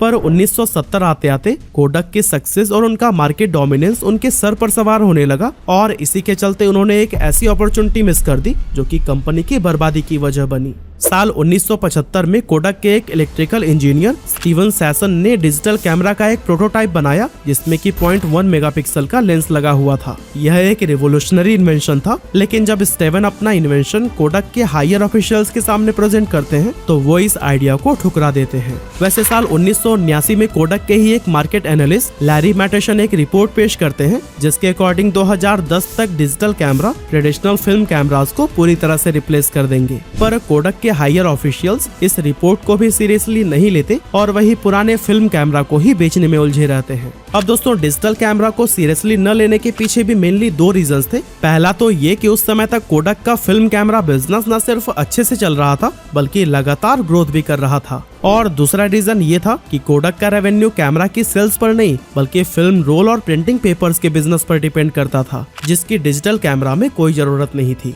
हालांकि कोडक को सबसे बड़ा झटका तब लगता है जब साल 1980 में जापान की company Fuji film American market में एंटर होती है। इस समय कोडक कंपनी की स्टेटस क्या हुआ करती थी, अगर इसे मैं नंबर्स में बताऊं तो ये दुनिया की टॉप 10 कंपनीज में गिनी जाती थी। फिल्म मार्केट में इसका शेयर 95% और कैमरा मार्केट में 85% था। साथ ही कोडक की सेल्स $10 बिलियन से भी आगे पहुंच चुकी थी, जो कि उस समय के हिसाब से बहुत ज्यादा बड़ा नंबर था। अब फ्यूजी फिल्म के पास मार्केट शेयर तो नहीं था, पर उन्होंने अपनी प्रोडक्शन कैपेसिटी और चीप लेबर के चलते कैमरा की प्राइस को काफी कम कर दिया था, जिससे कि अमेरिकन मार्केट में उनकी सेल्स लगातार बढ़ने लगी। साल 1984 में जब अमेरिका के लॉस एंजल्स में ओलंपिक्स हुए तो इसकी ऑफिशियल फिल्म की बिड भी फ्यूजी फिल्म ने कोडक को हराकर जीत ली थी। अब दोस्तों कोडक के तो ये गले ही नहीं उतर रहा था कि एक विदेशी कंपनी उन्हीं के देश में आकर उनके ही डोमिनेंस को चैलेंज कर रही है। फ्यूजी फिल्म मार्केट में सस्ते और अच्छे प्रोडक्ट्स लाती जा रही थी और अब इस सिचुएशन में कोडक के पास दो ऑप्शंस थे। पहला कि वो बड़ी कंपनी होने का फायदा उठाए और इनोवेशन से फ्यूजी फिल्म को उन्हीं की चाल में हरा दे, और दूसरा कि वो फ्यूजी फिल्म से बदला लेने की कोशिश करता रहे। अब दोस्तों अनफॉर्चुनेटली कोडक ने दूसरा ऑप्शन चुना और बहुत बड़ी गलती कर बैठा। वहीं दूसरी तरफ फ्यूजी फिल्म ने कंपटीशन को साइड में रखकर इनोवेशंस पर ध्यान दिया और मार्केट में डिजिटल कैमरा को भी लॉन्च कर दिया। अब दोस्तों साल 1975 में अगर हम वापस चलें तो डिजिटल कैमरा पहले कोडक ने ही बनाया था, पर उन्होंने इसकी रिसर्च एंड डेवलपमेंट को कभी आगे बढ़ाया ही नहीं। अगर कोडक ने उसी समय एक्शन लिया होता तो उन्हें फर्स्ट मूवर एडवांटेज मिलता और ये कंपनी डिजिटल कैमरा के मार्केट में भी आज किंग होती। लेकिन यहाँ पर कोडक सिर्फ फ्यूजी फिल्म से बेवजह कंपटीशन में लगी रही और उन्होंने अपने बिजनेस को चौपट कर लिया। एक्चुअली कोडक लोगों को ये समझाना चाहती थी कि ट्रेडिशनल फिल्म कैमरा कैसे डिजिटल कैमरा से बेटर है और डिजिटल कैमरास का इस्तेमाल करके वो क्या क्या मिस करेंगे। जैसे कि उनका कहना था कि डिजिटल कैमरास की फोटो कभी भी लोगों को ट्रेडिशनल प्रिंटिंग पेपर वाली फोटोज का टच एंड फील एक्सपीरियंस नहीं दे सकती। हालांकि ये बात सच तो थी, पर दुनिया भर में डिजिटल लिटरेसी काफी तेजी से बढ़ रही थी और लोगों का झुकाव भी डिजिटल कैमरा की तरफ ही था। पर दोस्तों यहाँ पर कोडक अपनी बात पर अड़ी रही और कस्टमर्स के फीडबैक को इग्नोर करती गई। अब दोस्तों इस दौरान फ्यूजी फिल्म मार्केट में अपनी डोमिनेंस बढ़ाता जाता है और 17% मार्केट शेयर को कैप्चर कर लेता है। कोडक और फ्यूजी फिल्म के राइवलरी के बीच कैमरा मार्केट में कैनन, निकॉन और सोनी जैसे प्लेयर्स भी एंटर होते हैं और उनके हिस्से में भी थोड़ा बहुत मार्केट शेयर आ जाता है। हालांकि आखिरकार 90 के दशक में कोडक भी अपना डिजिटल कैमरा लॉन्च करती है, पर उनका ये प्रोडक्ट दूसरी कंपनी के प्रोडक्ट्स के मुकाबले काफी बेकार साबित होता है। 2003 तक digital camera market film camera market को पीछे छोड़ देता है और फिर डिजिटल कैमरा मार्केट में खुद को पिछड़ते हुए देख कोडक की मैनेजमेंट इसके रिसर्च एंड डेवलपमेंट में $2 बिलियन से भी ज्यादा इन्वेस्ट करती है और 1000 से ज्यादा नए एम्प्लॉइज को जॉब देती है। और दोस्तों इन सभी एफर्ट्स की वजह से 2005 तक Kodak American digital camera market में 40% मार्केट शेयर के साथ में नंबर 1 बन जाती है। लेकिन कोडक अपने इस मार्केट को ज्यादा दिनों तक काबू में नहीं रख पाती, क्योंकि एक तरफ तो उन्होंने इनोवेशंस करना बंद कर दिया था, वहीं दूसरी ओर मार्केट में आई जापानीज कंपनी जैसे कैनन, निकॉन और सोनी अपनी मैसिव और चीप प्रोडक्शन कैपेसिटी के चलते मार्केट में सस्ते प्रोडक्ट्स ला रही थी। अब दोस्तों इस स्टोरी में आपको ओ फोटो के बारे में भी जान लेना चाहिए, जो कि एक ऑनलाइन फोटोग्राफी साइट थी। यहाँ लोग डिजिटल फोटोज को अपलोड कर सकते थे, लाइक फेसबुक, इंस्टाग्राम और स्नैपचैट। 90s के दशक में कोडक ने ओ फोटो को भी एक्वायर कर लिया था, पर इन्होंने इसे कभी भी आगे बढ़ाने का ही नहीं सोचा। अगर ओ फोटो को सही डायरेक्शन मिलती तो आज ये इंस्टाग्राम या स्नैपचैट की तरह बड़ा प्लेटफॉर्म हो सकता था और कोडक को इस इंडस्ट्री में फर्स्ट मूवर एडवांटेज भी मिलता। लेकिन दोस्तों कोडक के ऐसे ही गलत फैसलों के चलते इन्हें साल दर साल लॉसेस का सामना करना पड़ा और आखिरकार 2012 में कोडक बैंकरप्ट हो गई। कोडक की शेयर प्राइस जो एक समय $100 से भी ऊपर हुआ करती थी, वो $2 के भी नीचे आ गई थी और आज के टाइम पर ये करीब $3.75 पर है। 1996 में कोडक का रेवेन्यू $16 बिलियन के साथ अपने ऑल टाइम हाई पर पहुंच चुका था और इस समय उनकी कंपनी में 1,45,000 एम्प्लॉइज काम करते थे। पर आज की कंडीशन अगर देखें तो इस कंपनी का रेवेन्यू सिर्फ $1.2 बिलियन ही बचा है और इसमें सिर्फ 4200 एम्प्लॉइज ही काम किया करते हैं। और दोस्तों बैंकरप्सी से निकलने के लिए कोडक ने अपने कई लाइसेंसेस और पेटेंट्स को $525 मिलियन में बेच दिया था। अब 2013 में ये कंपनी एक बार फिर से खड़ी तो हुई, लेकिन आज कोडक का ग्लोबल कैमरा मार्केट में बहुत कम शेयर बचा हुआ है और यही वजह है कि कोडक अपने अस्तित्व को बचाने के लिए फार्मास्यूटिकल जैसी फील्ड्स में घुसने के भी ट्राई कर रहा है। अब दोस्तों अगर देखा जाए तो कोडक की सबसे बड़ी मिस्टेक ये थी कि उन्होंने फ्यूचर ट्रेंड को इग्नोर किया। अब कोई भी कंपनी चाहे जितनी भी बड़ी क्यों ना हो, उन्हें ये नहीं भूलना चाहिए कि उनका एडवांटेज एक लिमिटेड टाइम के लिए होता है। दुनिया इनोवेशंस पर चलती है और जो बदलती दुनिया के साथ खुद को एडॉप्ट नहीं करता उसका अंत निश्चित होता है। सर इसमें जो टेक्नोलॉजी ट्रांसफॉर्मेशन की बात हुई, जैसे कोडक ने अपना रिजल्ट दिखाया कि मैं ये अपने कन्वेंशनल कैमरा को डिजिटल कैमरा से नहीं स्विच करूंगा, तो over the period of time वो डूम लूप में फंसती गई, रिजल्ट्स बेकार आते गए, डाइवर्सिफाई उसने बिजनेस करा नहीं, कई रैंडम एक्शन ले लिए without understanding the root cause and market research, तो वो डूम लूप में फंसते आखिरी में सर उसका डाउनफॉल स्टार्ट हो गया। Sir till now through this presentation we have gone through a phase कि हमने ग्रेट लीडर्स भी देख लिया, after that great leaders how to get the right people on the board.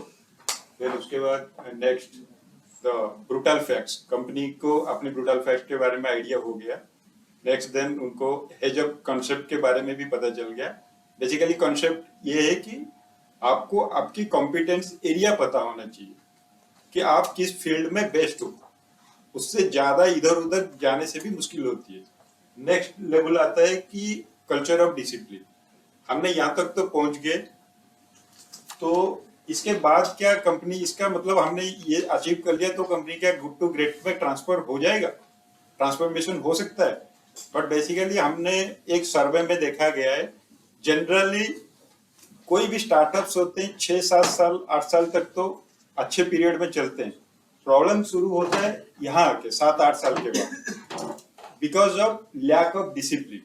Discipline नहीं maintain करने की वजह से वो सडनली नए बिजनेस में जाने की कोशिश करते हैं जहां पे उनकी कोई कॉम्पिटेंसी खुद की है नहीं, बिजनेस अक्यूमेंट नहीं होता, वो चेंज करने के चक्कर में वहां फंस जाते हैं. ज्यादातर ये डिसिप्लिन का वही है कि डिसिप्लिन, आपने डिसिप्लिन पीपल हायर किया, hire and retain individuals were self discipline committed for excellence. Then discipline thought आपने एक बनाया कि एक क्रिटिकल थिंकिंग करके डिसीजन ऑब्जेक्टिव एनालिसिस करके डाटा ड्रिवन आपने किया. नेक्स्ट है आपने डिसिप्लिन एक्शन लिया. ये थ्रू हेजअप कंसेप्ट को कंसीडर करते हुए आपको आपने कोई भी डिसीजन एक्शन लिया. बट ये देखा गया है कि कुछ कंपनियां, जैसे there is a case study I will present. हमने ये देखा कि it is between Mukesh Ambani and Anil Ambani. Both of them started in 2004 after the demise of Dhirubhai Ambani. तो कंपनी फिर डिवाइड होता है इन 2004, आई थिंक 4 या 5.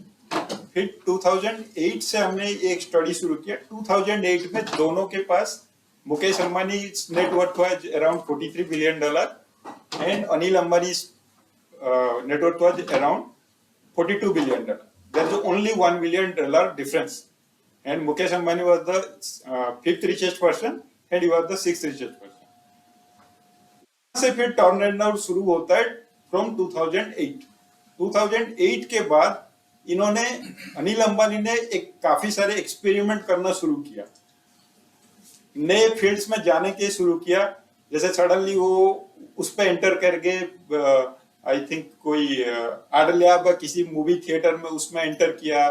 उसके बाद उन्होंने बाहर के कंपनी के साथ, वो पिक्चर बनाने वाले कंपनी के साथ एंटर किया. उसके बाद सडनली उन्होंने वो आई थिंक शिपिंग टैंक बनाने वाला कोई कंपनी था, उसको भी परचेज कर लिया. ऐसे 4-5 कंपनी उन्होंने एकदम से ना, वो अट्रैक्टिव बिजनेस लगते हैं कि इसमें मनी तुरंत बनता है. बट प्रॉब्लम क्या है कि वो ये नहीं समझ पाते कि वो जो बेसिक कॉन्सेप्ट है कि हेजअप कॉन्सेप्ट है, ये कॉन्सेप्ट है कि आपका कॉम्पिटेंस एरिया क्या है. आपको पता होना चाहिए कि मैं किस में सूट बैठता हूँ, मेरा जो टीम है या मेरा जो मतलब पूरे कंपनी के लीडर्स हैं वो उसमें फिट बैठते हैं.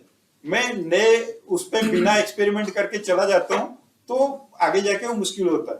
और यही सेम प्रॉब्लम उन्होंने फेस किया. आज की डेट पे अनिल अंबानी की जो नेटवर्थ है फ्रॉम $43 बिलियन टू आज की डेट पे I think he is near to zero. जबकि इसके इन कॉन्ट्रास्ट टू हमारे Mukesh Ambani who is more discipline in his मतलब बिहेवियर एंड एटीट्यूड. उसने आज तक कोई भी डिसीजन लिया, रिलायंस एनर्जी रिलेटेड जो भी फील्ड है उसको पता है कि मैं किस फील्ड में बेस्ट हूँ, उसी फील्ड को कंटिन्यू करते हुए उस फील्ड को उन्होंने ग्रो किया. और से उसी का रिजल्ट है कि आज की डेट पे he has reached from $43 billion to I think more than $100 billion. तो ये बेसिकली ये दिखाता है कि for a small period of time आप ये सारी चीजें कंटिन्यू करके एक स्टेज तक पहुंच जाते हो. बट अगर आप डिसिप्लिन नहीं हो देन आपके डाउनफॉल वहीं से शुरू होता है.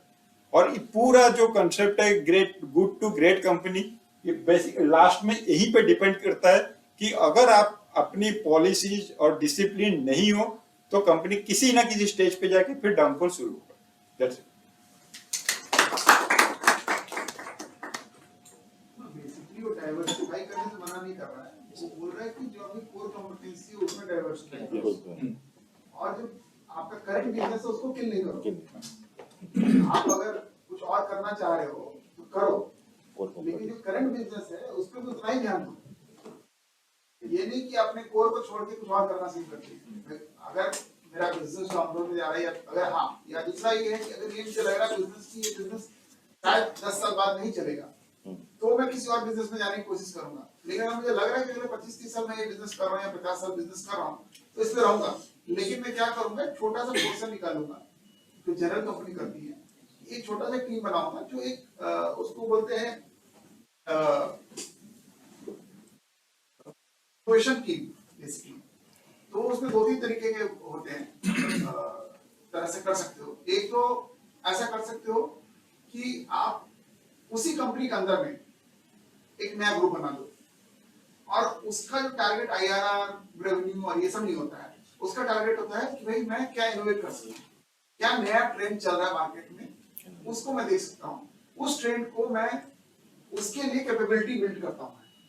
समझे? तो अपनी टीम से लोगों को निकाला, कैपेबिलिटी बिल्ड की उस कंपनी को खड़ा करने के लिए और फिर रिवर्स मर्जर कर दिया।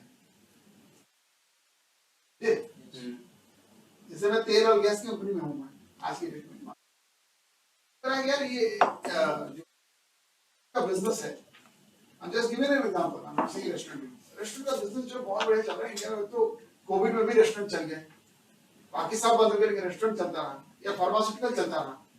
तो मैं क्या करूंगा, इसमें 2-3 तरीके होते हैं। इसमें पहला तरीका ये होता है कि आप अपनी टीम में से एक सब ग्रुप बनाओ, उस कंपनी में ही रखो, उनकी सारी जो चीज है वो कंपनी के थ्रू ही चल रही है और वो इनोवेट करते रहेंगे, ट्रायल करते रहेंगे, ये करते रहेंगे, वो करते रहेंगे। फाइनली अगर लगता है मुझे कि वो सक्सेसफुल हो पाएगा, उसका एक अलग फ्रेमवर्क है, मैं आप लोग को भी सिखाऊंगा। इस पे कोर्स किया 4-5 महीने का, तो उसमें वो बताया जाता है एंटरप्रेन्योरशिप क्या कोर्स है, वो एंटरप्रेन्योरशिप इनोवेशन है, डेवलपमेंट का कोर्स। कंपनी मैंने किस कंपनी करवाया था कैंपस से।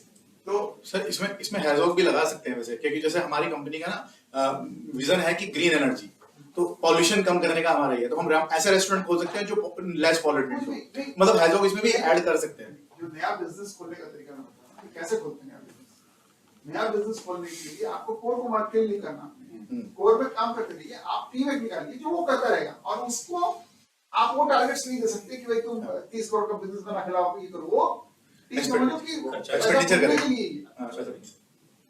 तो या तो दूसरा होता है कि एक अलग कंपनी बना दिया, ठीक है, मर्जर सबको वापस अंदर लाना है, एक अलग ही कंपनी बना दिया और उसको बोला भाई तू मार्केट में जाओ, देखो क्या नया चल रहा है, नया ट्रेंड क्या चल रहा है। अच्छा अभी ब्लिंकिट टाइप की कंपनी चल रहा है, ठीक है, तो ब्लिंकिट की कंपनी बना दी, ब्लिंकिट टाइप की कंपनी वो चलती रहेगी। अगर वो सक्सेसफुल हो गया और इतना बड़ा हो गया कि वो अलग कंपनी बना सकते तो अलग ही बनेगी, नहीं तो मैं रिवर्स मर्जर कर दूंगा, अपने मिला दूंगा। तो कैपेसिटी बिल्डिंग करनी पड़ेगी। बिना कैपेसिटी जो बात कर रहा है ये कि जो भी हेड्स ऑफ है वो कैपेसिटी है, if I able to build that capacity और वो capability, then I can do that business. But most of the company क्या करती है, वो दिखती है कि अरे ये भी तो इसमें घुस जाते हैं। घुसने से पहले आपको एक छोटी टीम बनानी पड़ेगी जो उस कंपनी को समझे, उस बिजनेस को समझे, उससे आगे बड़ी कैपेबिलिटी बिल्ड करे, फिर आप बना सकते हैं। ठीक है, तो ज्यादातर मिस्टेक जो होती है कंपनियों की वो यही होती है कि वो कैपेबिलिटी बिल्ड नहीं करते। बिना कैपेबिलिटी जो तुम बोल रहे हो कि वो लोग तो उसके लिए ट्रेंड है, साबुन तेल बेच रहा हूं, बेच ही नहीं सकते क्योंकि हमको तो आदत ही नहीं साबुन तेल बेचने की। भाई साबुन तेल बेचने की कला अलग है। साबुन तेल का मार्केट बहुत तेज चला तो मैं भी खोल दूं साबुन तेल, नहीं। कैपेबिलिटी, कैपेसिटी और कैपेबिलिटी होनी चाहिए उस चीज की, और वो आपको डेवलप कर सकते हो। उसका एक बहुत बड़ा एग्जांपल है 3M company. 3M company mining company थी, आज दुनिया की क्या नहीं बनाती हो, बट उन्होंने कैपेबिलिटी बिल्ड की उसकी। ऐसा नहीं कि माइनिंग बिजनेस छोड़ के उन्होंने सिर्फ, या BMW साइकिल बनाती थी तो साइकिल से BMW कार कैसे बना दी, बनाया ना, साइकिल बनाती थी कार बनाती है। कैपेबिलिटी बिल्ड करनी पड़ेगी। प्रॉब्लम क्या होती है कि हम सीधे जंप कर जाते हैं, अरे यार चलो कल कौन, नॉट नेम बट ये करेंगे, और उसकी कैपेबिलिटी है नहीं आपके पास। चलो आगे। So nothing wrong in diversifying your business. If you got enough money, you got capability, you can diversify. But एक कंपनीज हैं जो 20-20 बिजनेस, सैमसंग देखो दुनिया की इतनी बड़ी कंपनी है, तो वो पता नहीं क्या कब करती हो, बुर्ज खलीफा तक बनाती है, कर सकते हैं, लेकिन उस सबके अलग अलग डिवीजन है। सेम डिवीजन का रावण राजीव कुमार को बोला सर कल से तुम साबुन तेल बेचना शुरू कर दो, तब खोल दिया मैं कंपनी में, साबुन तेल ले आओ बेचो, तो बहुत थैले लो और पैसा बहुत बेच लो। चलो आगे। Good morning all of you. अभी तक हमने बात की है ग्रेट लीडर्स की, हैजो कॉन्सेप्ट की और Neville effect and Doom loop की। अब हम थोड़ा मैनेजमेंट से हटके टेक्नोलॉजी का फील्ड है, जो न्यू इनोवेशंस, पेटेंट्स, इनके बारे में बात करेंगे कि ये चीज़ें किसी भी इंडस्ट्री, किसी भी कंपनी, किसी भी सोसाइटी के लिए कैसे एक बून हो सकती हैं या कर्ज भी हो सकती हैं। ये बुक मैंने देखी थी, इसके कुछ एग्जांपल्स थे और साथ में एक मैंने इंडियन कॉन्टेक्स्ट में भी, एक मेडिकल फील्ड में और भी कुछ एग्जांपल है जो मैं दूंगा। एक लेट 90s में एक काफी बड़ा बूम आया था जिसको बोलते हैं .com। उस टाइम पे क्या था कि कंपनीज को बोला जा रहा था आइदर आप अपनी वेबसाइट बनाए, कनेक्ट टू इंटरनेट और पेरिस। एक ट्रेंड चला था कंपनीज में, एक फोमो जिसको बोलते हैं, वो ट्रेंड चला था कि अगर आप इंटरनेट से नहीं जुड़े, आपकी वेबसाइट नहीं, तो आपका बिजनेस नहीं चलेगा। और कंपनी अच्छा कर भी रही थी लेट 90s में, जब इंटरनेट का बूम आया, इंटरनेट चला, कंपनीज ने अपनी वेबसाइट बनाई, ज्यादा से ज्यादा कस्टमर ऐड हुए, रेवेन्यू हुआ, उसके डिनोमिनेटर में बिजनेस ऐड हुआ। बट लेकिन ओवर द टाइम ये एक बबल था। .com एक ये वेबसाइट थी और इंटरनेट था, एक नई टेक्नोलॉजी थी, लोगों के लिए नई चीज थी। इसमें मैं एक एग्जांपल दूंगा इस बुक से। एक ड्रग स्टोर .com एक कंपनी थी, अभी इसको चलते हुए सिर्फ 9 महीने हुए थे यूएस में, इसके कुछ स्टोर्स भी खुले थे। इसने इसको सोचा कि टेक्नोलॉजी का हम कैसे यूज कर सकते हैं कि एक बड़ा हम अपनी चेन को मल्टीप्लाई कर सकें और अपने बिजनेस को एक्सपेंड कर सकें। इसमें एक अपना चेन बिजनेस जो फार्मेसी है, इसमें कैसे इसको इंक्रीज किया जाए। तो उन्होंने अपनी एक वेबसाइट बनाई और विद इन ए वीक एक मतलब मिरेकल भी हुआ कि $6 से इसका शेयर स्टार्ट हुआ था, $28 तक पहुंच गया था, 4 टाइम्स ज्यादा इसकी कॉस्ट बढ़ गई थी। और इसके साथ एक पैरेलली वॉलग्रीन फार्मेसी थी, जो एक यूएस में काफी बड़ा ये रिटेलर चेन स्टोर थी, इसकी चेन ऑफ स्टोर्स थी फार्मेसी की। तो उसका जो स्टॉक था उस बीच में 40% डाउन भी हो गया इसके साथ। अब विद इन ए वीक इनके पास $300 बिलियन का कैपिटल इकट्ठा हुआ। एम्प्लॉइज इनके पास सिर्फ 500 थे और जो इनका कोई सेंट्रल वेयर हाउस नहीं था। मैं drug.com जो कंपनी है इसकी बात कर रहा हूँ। और इन्होंने जो साथ की और कंपनीज थी उनके साथ कोलैबोरेट किया, जो लोकल इसके फार्मेसी के स्टोर्स होते हैं, और अपना काम चालू किया। बट जिस तरह से लोगों ने कैपिटल दिया, जितना पैसा इसके पास आया, वो उस तरह की डिलीवरी नहीं कर पा रहे थे, क्योंकि ऑब्वियस सी बात है इनके पास अपना कोई इंफ्रास्ट्रक्चर नहीं था। इन्होंने मेनली एक टेक्नोलॉजी को, इनका मेन मोटिव रहा कि किसी तरह से हमारे पास कैपिटल आए, हमारी एक वेबसाइट बने। और केवल इन्होंने सोचा कि इंटरनेट से जुड़ने के बाद और एक वेबसाइट बना देने के बाद ये एक रन वाले फेज में जाएंगे और इनका बिजनेस मल्टीप्लाई होगा। दूसरी तरफ आता है हम वॉलग्रीन की तरफ। इनकी हिस्ट्री रही थी, इन्होंने टेक्नोलॉजी को, अपने जो हैजर कॉन्सेप्ट को पहचाना था। इनका मेन जो इनकी जो सुप्रीमेसी थी और जो इनका हैजो कॉन्सेप्ट था वो फार्मेसी था। इनके पास गुड फार्मासिस्ट थे। इनके जो फार्मासिस्ट थे, इवन चीफ इंफॉर्मेशन ऑफिसर जो लेट 90s में इसका वॉलग्रीन का था, वो एक फार्मासिस्ट था, कोई मतलब टेक्निकल या आईटी स्पेशलिस्ट इस टाइप का बंदा नहीं था। इन्होंने आईटी को, जो वेबसाइट को, जो ये वेबसाइट होती थी और इंटरनेट होता था, इसको समझा कि हम अपने बिजनेस में इसको कैसे इंक्लूड कर सकते हैं, मैं अपने बिजनेस को कैसे कस्टमर्स के साथ जुड़ सकता हूँ, ऑनलाइन प्रिस्क्रिप्शन ऐड हो, जो यूएस में क्या होता है प्रिस्क्रिप्शन, जैसे इंडिया में ज्यादातर सभी एक ब्रांड नेम से दवाइयां लिखते हैं, यूएस में ऑप्शन होता है वहां पे जेनरिक नेम भी होता है। जेनरिक नेम में सिर्फ वो सोल्ट का नाम लिखेंगे, किसी ब्रांड का नाम नहीं लिखेंगे।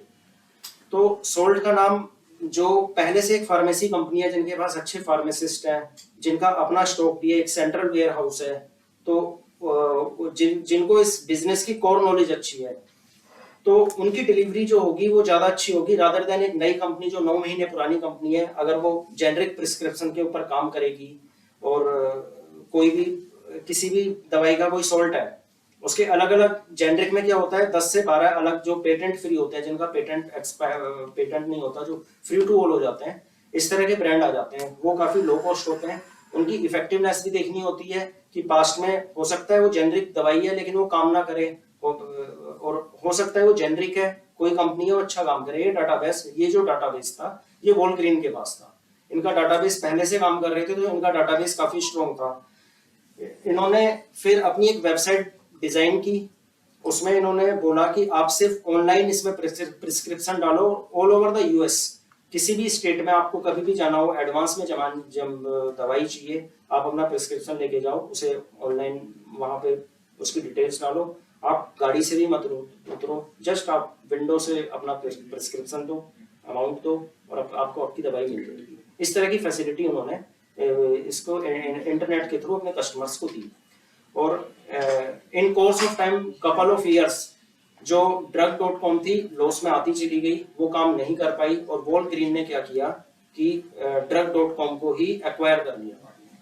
अगर हम पास्ट हिस्ट्री भी अगर देखें इसकी वॉलग्रीन की, ऐसा नहीं था कि इंटरनेट के आने के बाद ऐसा हुआ था, इंटरनेट से उसे पैसा मिल गया, स्टार्टिंग की एक रेस मिल गई उसको, लेकिन इंटरनेट से वो बिजनेस नहीं चला पाया। लेकिन वॉलग्रीन की अगर हम हिस्ट्री देखें, टेक्नोलॉजी को कैसे उन्होंने राइट टाइम पे यूज किया और कैसे उन्होंने एक्सीलरेट किया। इससे पहले उन्होंने इंटरकॉम्स का यूज किया था, नासा से एक सैटेलाइट रेंट लिया था, और अपने all over the US India से 4 टाइम्स लार्जर है लैंड एरिया में। इनके जो रिटेल स्टोर्स हैं पूरे यूएस में, इन्होंने अपने सेंट्रल वेयर हाउस से और रीजनल वेयर हाउस और जो इनके रिटेल स्टोर थे सभी को इंटरकॉम से कनेक्ट किया था। सभी का डाटा एक कंप्यूटराइज्ड होता था, उस समय इंटरनेट नहीं था, बट इंटरकॉम से ये लोग यूज करना जानते थे। ये जानते थे कि टेक्नोलॉजी को कैसे यूज करना है, कैसे अपने सेंट्रल से रीजनल और रीजनल से रिटेल वेयर हाउस टू जो लास्ट डिलीवरी जो होती है, उस सप्लाई चेन को कैसे मैनेज करना है, ये इस चीज में एक्सपर्ट थे। तो इंटरनेट का आना और वेबसाइट का आना जस्ट एक स्टेप था जिसको इन्होंने लेवरेज यूज किया।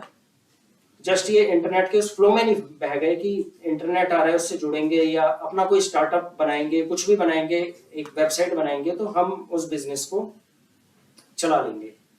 अब एक दूसरा एग्जांपल इसमें जैसे दिया है, right technology right time. Technology एक अगर राइट टाइम पे हो तो एक रेस की तरह होती है, जो भी टेक्नोलॉजी होती है, जो पेटेंट होता है। अगर इस रेस में जो कंपनी आगे निकल जाती है, दूसरी कंपनी उसको पकड़ नहीं पाती। अब इसका एग्जांपल मैं जिलेट से दूंगा। किंग कैम्प जिलेट स्टार्टिंग में एक सेल्समैन थे 1905 में। तो ये स्टार्टिंग में बोतल विद कॉर्क के साथ बोतल होती थी, उसके सेल्समैन थे। तो उन्होंने एक चीज अपने उसमें देखी कि जो रीयूजेबल चीजें होती हैं, कुछ यूज हुई फिर वो चीज यूज हो सकती है। उन्होंने ये दिमाग लगाया इन्होंने, जो सेविंग ब्लेड्स होते हैं उस टाइम पे, जो सेविंग ब्लेड्स होते हैं जिसको लेमैन उसमें लैंग्वेज में उस्तरा बोलते हैं, वो चमड़े के उससे साफ करते थे। और जो नाई होता था वो काफी स्किल्ड पर्सन होता था, जो स्किल्ड है उसी के पास लोग जाते थे, क्योंकि कोई नया आदमी करेगा उससे नाक कान होठ कुछ भी कर सकता था। वो मतलब खतरनाक चीज थी, टाइम लगता था, एक सोशल सर्किल था, लोग इकट्ठे हो रहे हैं वहां पे जा रहे हैं। तो इन्होंने सबसे पहले जो ब्लेड्स होते हैं, रीयूजेबल ब्लेड, रेजर ब्लेड, उसके बाद सेफ्टी रेजर्स, इसका इन्वेंशन किया, इसको इन्वेंशन किया। और इन्वेंशन में इनके साथ MIT की एक टीम भी थी। इन्होंने ब्लेड्स बनाए। ब्लेड्स में मेनली जो इन शॉर्ट मैं बताऊं, इन्होंने मेनली जो टेक्नोलॉजी यूज की थी, पहले इन्होंने डायमंड कोटेड, फिर प्लेटिनम कोटेड, फिर उसके बाद सेफ्टी रेजर्स, जिससे कोई अनस्किल्ड आदमी चाहे रिंकल्ड स्किन हो, किसी भी तरह इसको रेजर को चलाएगा, स्किन नहीं कटेगी उससे। इस तरह से इन्होंने टेक्नोलॉजी का यूज किया। और टेक्नोलॉजी भी एक ब्लेड बनाने में उस टाइम पे कोई ये नहीं सोच सकता था कि हाई टेक्नोलॉजी जस्ट एक शार्पन नाइफ को शार्प करने वाली चीज है। इन्होंने जो टेक्नोलॉजी यूज की थी लेजर मशीनिंग, जो सोफिस्टिकेटेड जो medical instruments, implants, pacemakers इसमें यूज होती है, उस टेक्नोलॉजी में इन्होंने इनोवेट किया। उसमें इनका काफी मतलब पैसा भी लगा था। बट विद टाइम अगर हम देखें, उसके बाद पेटेंट जब एक्सपायर हो गया, उसके बाद एक दूसरी कंपनी आई थी विल्किंसन सोर्ड, ये इंग्लैंड की कंपनी थी। उसने भी ये चीजें की, बट एक जो रेस जो बोलते हैं ना, आगे निकलने वाली चीज, आज की डेट में जो ये जिलेट है, इसका all over the world 60% share है केवल इसमें रेजर ब्लेड्स में, और विल्किंसन सोर्ड का जो है अराउंड 16 to 17% शेयर है। तो वो ये कंपनी जो इसने लीड ली है, और आने वाले मतलब जो गुड टू ग्रेट की बात करें, आने वाले मतलब नियर फ्यूचर में भी ऐसा लगता नहीं है कि जिलेट कहीं पे कोई जिलेट को इस चीज में पीछे कर पाएगा। अब एक मैं इंडियन कॉन्टेक्स्ट, इंडियन उसमें भी आऊंगा। एक मूवी आई थी जिसका नाम था एक डॉक्टर की मौत। तो उसमें ये एक ट्रू स्टोरी थी। एक हमारे यहाँ पे डॉक्टर थे, डॉक्टर सुभाष मुखर्जी। उन्होंने सबसे पहले इंडिया में टेस्ट ट्यूब बेबी, जो वर्ल्ड में नहीं है इंडिया में, कनुप्रिया अग्रवाल, ये इन्होंने इन्वेंट किया था आईवीएफ, जो एक इन्वेंशन था। आईवीएफ टेक्नोलॉजी जो होती है वो इस पे ये काम करते थे। ये कोलकाता में एक गवर्नमेंट हॉस्पिटल था, वहाँ पे थे। इन्होंने काफ़ी रिसर्च की थी, सारी चीज़ें उसके ऊपर की, सक्सेसफुल भी हो गया। बट इंडिया में क्या है कि रिसर्च पे, टेक्नोलॉजी पे, पेटेंट्स पे कभी ध्यान नहीं दिया जाता, कोई भी नहीं देता। और इस चीज़ के लिए इनके साथ एक ब्यूरोक्रेसी से झगड़ा भी हुआ था। जो हेल्थ सेक्रेटरी होते हैं, generally these peoples are IAS, उनका बैकग्राउंड शायद जो जिससे इनका वो हुआ था वो आर्ट साइड से कोई था। फिर इनको काफ़ी ह्यूमिलेट भी किया गया था इस चीज़ के लिए, और इन्होंने फिर सुसाइड भी कर ली थी। सेम उसी साल, जिस साल इनका सब कुछ रेडी था, पूरी रिसर्च रेडी थी, उसी साल जो आईवीएफ का पेटेंट था वो इंग्लैंड ने कराया था, वो इंग्लैंड में किया था। और आईवीएफ जब एक बार कोई चीज़ पेटेंट हो जाती है, उससे रिलेटेड जो मेडिकल से रिलेटेड इंडस्ट्री हो गई और हॉस्पिटल्स हो गए, काफ़ी बड़ा चेन सिस्टम होता है इसमें भी, इंडस्ट्री भी होती है, हॉस्पिटल्स भी होते हैं। तो इंडिया काफ़ी बड़ी पॉपुलेशन वाला कंट्री है। यहाँ से काफ़ी मतलब टेस्ट ट्यूब बेबी के लिए लोग बाहर जाते थे स्टार्टिंग में। यहाँ की हमारी मेडिकल इंडस्ट्रीज भी हैं जो उस पेटेंट का यूज़ कर सकती थी, और हमारी जो मेडिकल साइंस और मेडिकल कंपनी है वो आगे बढ़ सकती थी। बट वो हम स्लगिश ब्यूरोक्रेसी, या जो टाइम पे राइट टेक्नोलॉजी राइट टाइम, उस चीज़ को हम एसेस नहीं कर पाए, उसका लेवरेज नहीं ले पाए, उस चीज़ को, टेक्नोलॉजी को हमने इग्नोर कर दिया एक तरह से। ईगो या जो भी गवर्नमेंट सिस्टम है या जो भी है, वो चीज़ इग्नोर हो गई। तो हमारी इंडस्ट्री और हम उसमें पिछड़ गए। और अगर इसमें देखें तो हम जैसे लड़े हैं उसके लिए बासमती का पेटेंट, नीम का पेटेंट, ऐसे कई चीज़ें हैं जो इंडियन के प्रोडक्ट हैं, और जहाँ पे हमारी कंपनीज या हमारी गवर्नमेंट बहुत अच्छा कर सकती थी, उस टेक्नोलॉजी को हम खुद आगे बढ़ा सकते थे। बट वो हैरेस की बाहर की कंपनीज ने, प्रॉक्टर गैम्बल हो गई या जो बाहर की कंपनीज हैं उन्होंने।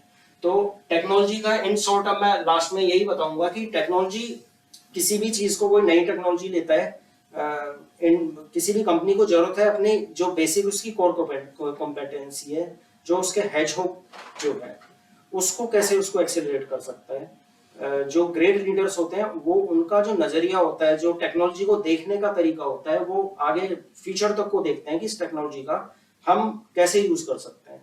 वो उस टेक्नोलॉजी को एब्जॉर्ब करते हैं, उस टेक्नोलॉजी के साथ मतलब कंसल्टेंट हायर करना, या उस टेक्नोलॉजी के साथ उसको लीड नहीं करने देते कि कोई टेक्नोलॉजी का मास्टर आदमी आए वो हमें लीड करे, वो खुद उस टेक्नोलॉजी को एब्जॉर्ब करते हैं। तो ये चीज जरूरी है कि टेक्नोलॉजी का यूज कैसे किया जाए।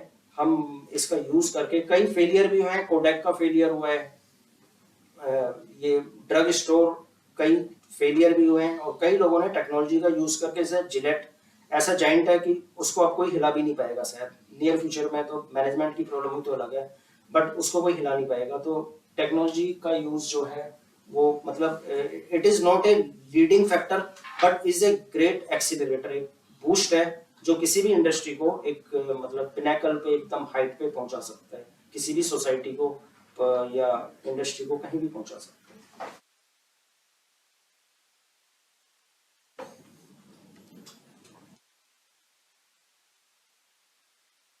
बेसिकली अगर सर अपनी जो हम आज का था कि we have to explain Good to Great book, तो जब हमने फर्स्ट स्लाइड बताई थी, जैसे बोला कि we started with the thought कि आपने जो गीता वाली बात बोली थी वहां से शुरू करें, एंड टू आवर सरप्राइज इत्तेफाक से जो हमारी आज की लास्ट स्लाइड है ना सर, वो आपके पहले वर्ड्स थे आज की। ये जो पासिंग द टॉर्च वाली बात है, ये this is our last slide sir. तो इत्तेफाक से दोस्त वर योर फर्स्ट वर्ड्स जब आते ही आपने बताया कि आपको खुद इनिशिएटिव लेना है, मेरा इंटेंट जो है सब करने का that is to pass on the torch. तो सर ये बुक भी वही कहती है कि जो लेवल 5 लीडर्स हैं, जो ग्रेट कंपनीज हैं, वो लेगेसी कल्टीवेट करती हैं, वो प्रिपेयर करते हैं down the line, they search out for the people जो कल्चर को आगे लेकर जा सके। That is another great feature कि ऐसा नहीं होना चाहिए। अगर देखें contrary to Good to great leader, जो सेलिब्रिटी लीडर्स हैं, वो कोशिश करते हैं कि हाँ I will claim all the success, और उसके बाद जैसे ही वो कंपनी से निकलते हैं, example of Chrysler, mister Gault was there, उन्होंने कंपनी को ऊपर ले गए और द मोमेंट ही लेफ्ट कंपनी कोलैप्स हुई, डाइमलर बेंज ने उसको एक्वायर कर लिया। तो contrary to it, good to great leader कोशिश करते हैं कि पास ऑन करके जाएं। उनका जो इंटरेस्ट होता है that is towards the organisation. वो चाहते हैं कि ऑर्गेनाइजेशन हमेशा चलती रहे, आइदर विद मी और विदाउट मी। सो वो एक बहुत इंपॉर्टेंट कांसेप्ट है। एंड सस्टेनेबल ग्रोथ, जो बिल्ड टू लास्ट की बात करते हैं, एंड में जिम कॉलिंस कहते भी हैं कि though this book came after build to last, उनकी पहली बुक थी उसके सक्सेस के बाद, बट इट्स मतलब थॉट ये था कि सीक्वल है उसका, लगता है उसका सीक्वल है, but it's a prequel of it, कि आपको कुछ भी बिल्ड टू लास्ट बनाने के लिए उसको गुड टू ग्रेट लेकर जाना पड़ेगा, और ग्रेट पर पहुंचने के बाद सस्टेन करना पड़ेगा। So that is the end of it sir. That's all from our side. Thank you. काफी अच्छा प्रेजेंटेशन है, and I must say that it is improve version from the first one. आपने काफी ज्यादा पढ़ा, रिसर्च किया, और काफी जो रियल लाइफ एग्जांपल्स हैं जो इंडियन कॉन्टेक्स्ट में है वो भी बात की, और अपने बुक का थीम तो बुक का रखा, लेकिन जो कॉन्टेक्स्ट है या जो ये है वो नया बताया आपने। आप चाहते तो उसके भी सारे एग्जांपल्स एप्पल का या जी का कोट कर सकते थे जिसमें उन्होंने बात की है। आप लोगों ने शायद वो एक कॉन्सेप्ट छोड़ दिया जो बुलेट फायर वाला जी वाला था, कि आप टेस्ट करो पहले, तो वो एक मिसिंग मुझे लग रहा कि आपने वो छोड़ दिया, कि वो जो बोलता है कि आप जब बुलेट फायर कर रहे हो तो टेस्ट करो पहले एक बार फायर करो, देखो क्या होता है। Don't fire all your bullets in one time, ऐसा कुछ शायद इसमें कहीं पे वो सर कंसेप्ट तो सारे कवर करें, देख लेंगे कहाँ मिस किया है। मतलब कहीं पे तो कॉन्सेप्ट सारे कवर किए, लेकिन ये जो उसमें एक ट्रायल वाले कहीं पे तो है वो, बहुत साल पहले पढ़ा है, मुझे याद नहीं है। शायद जी के केस में उसने बात की है कि आप सभी कुछ एक साथ नहीं चला दो गोली, सारा गोली एक साथ नहीं चलाने का, पहले गोली चलाने का देखने का क्या हो रहा है, फिर दूसरा गोली चलाओ, फिर तीसरा गोली चलाओ, फिर देखो हाँ ये सेट हो गया, फिर तब आगे बढ़ो। मतलब बेसिकली होता है ट्रायल करो और परफेक्शन लाओ, ट्रायल में परफेक्शन लाओ। और बाकी प्रेजेंटेशन बहुत ही अच्छी थी, और बहुत अच्छा लगा कि इस बार not a one man show, it was a group, so that means everybody has read that book, and that is the basic concept. It is not अगर प्रेजेंटेशन दिखा ना एक आदमी को नॉमिनेट कर देता है, वो तू पढ़ ले और नाम कर दे, ये हमारा वो ये नहीं है। हमारा ये है कि भाई आप सभी पढ़िए, आपस में कोलैबोरेट करिए, अंडरस्टैंड करिए और बात करिए, ठीक है। So very good, and we hope to see much more, another 5 books to go, and इसका एक और बुक है जो आप इंटरेस्टेड हो तो पढ़िए, हाउ माइटी फॉल, वो बहुत अच्छी बुक है जिन पर कि अच्छी कंपनियां कैसे डूब गई, तो उसमें उन्होंने क्या मिस्टेक किया, तो that's book name is how mighty fall. इसके 3 बुक्स हैं, काफी फेमस है। तीसरी बुक हाई माइटी, इसके बाद शायद उन्होंने लिखी थी वो हाउ माइटी फॉल, वो बुक बहुत अच्छी। हम लोग माइटी कंपनी हैं तो आपको पढ़ना बहुत जरूरी है। एग्जाम्पल पढ़ा है, लेकिन बाकी सब भी इसमें बहुत कुछ एग्जाम्पल दिए गए, ट्रेड्स दिए गए। बेसिकली क्या है ना, आप बुक में जब भी पढ़ते हैं तो ये पढ़िए ट्रेड क्या होती है, तो कौन कौन सी मिस्टेक्स होती है, छोटे जानता सब लोग है, क्या है उसको इग्नोर कर देता है, प्रॉब्लम ये है। तो और लीडरशिप पाइपलाइन डेवलप करना बहुत जरूरी है किसी भी कंपनी के लिए। अगर आप लीडरशिप पाइपलाइन डेवलप नहीं कर रहे हैं तो you are not a company. आप इसी भरोसे जी रहे कि मैं ही सब कुछ ज्ञान लेके बैठा हूं, मैं भगवान कृष्ण हूं और किसी को तो ज्ञान दूंगा नहीं। भगवान कृष्ण ने ज्ञान दिया ना, आज गीता का ज्ञान दिया तो भी गीता पढ़ रहे हैं। इतने लोगों ने अभी ये जिम कॉलिंग बोलता है नहीं, मैंने साथ लिया अपने बाप से, तो किसी को बताने की जरूरत नहीं। आपको ज्ञान और ज्ञान बांटने से कभी कम नहीं होता है। ज्ञान बांटने से सबसे ज्ञान बढ़ता है। बहुत कुछ चीजें मैंने आज आप लोगों से सुनी, बहुत कुछ सीखा मैंने, बहुत कुछ समझा, कुछ अलग एग्जाम्पल सुने। तो ज्ञान जब आप बांटेंगे तो नया ज्ञान सीखेंगे। So well done, very good. अगला वोलेंटियर वाला टीम करेगा। अभी देखो कौन पहला वोलेंटियर करता है। हमारा है, लेकिन शायद नेक्स्ट सैटरडे तो शायद दशहरा है, तो नहीं कर पाएंगे। उसके नेक्स्ट वीक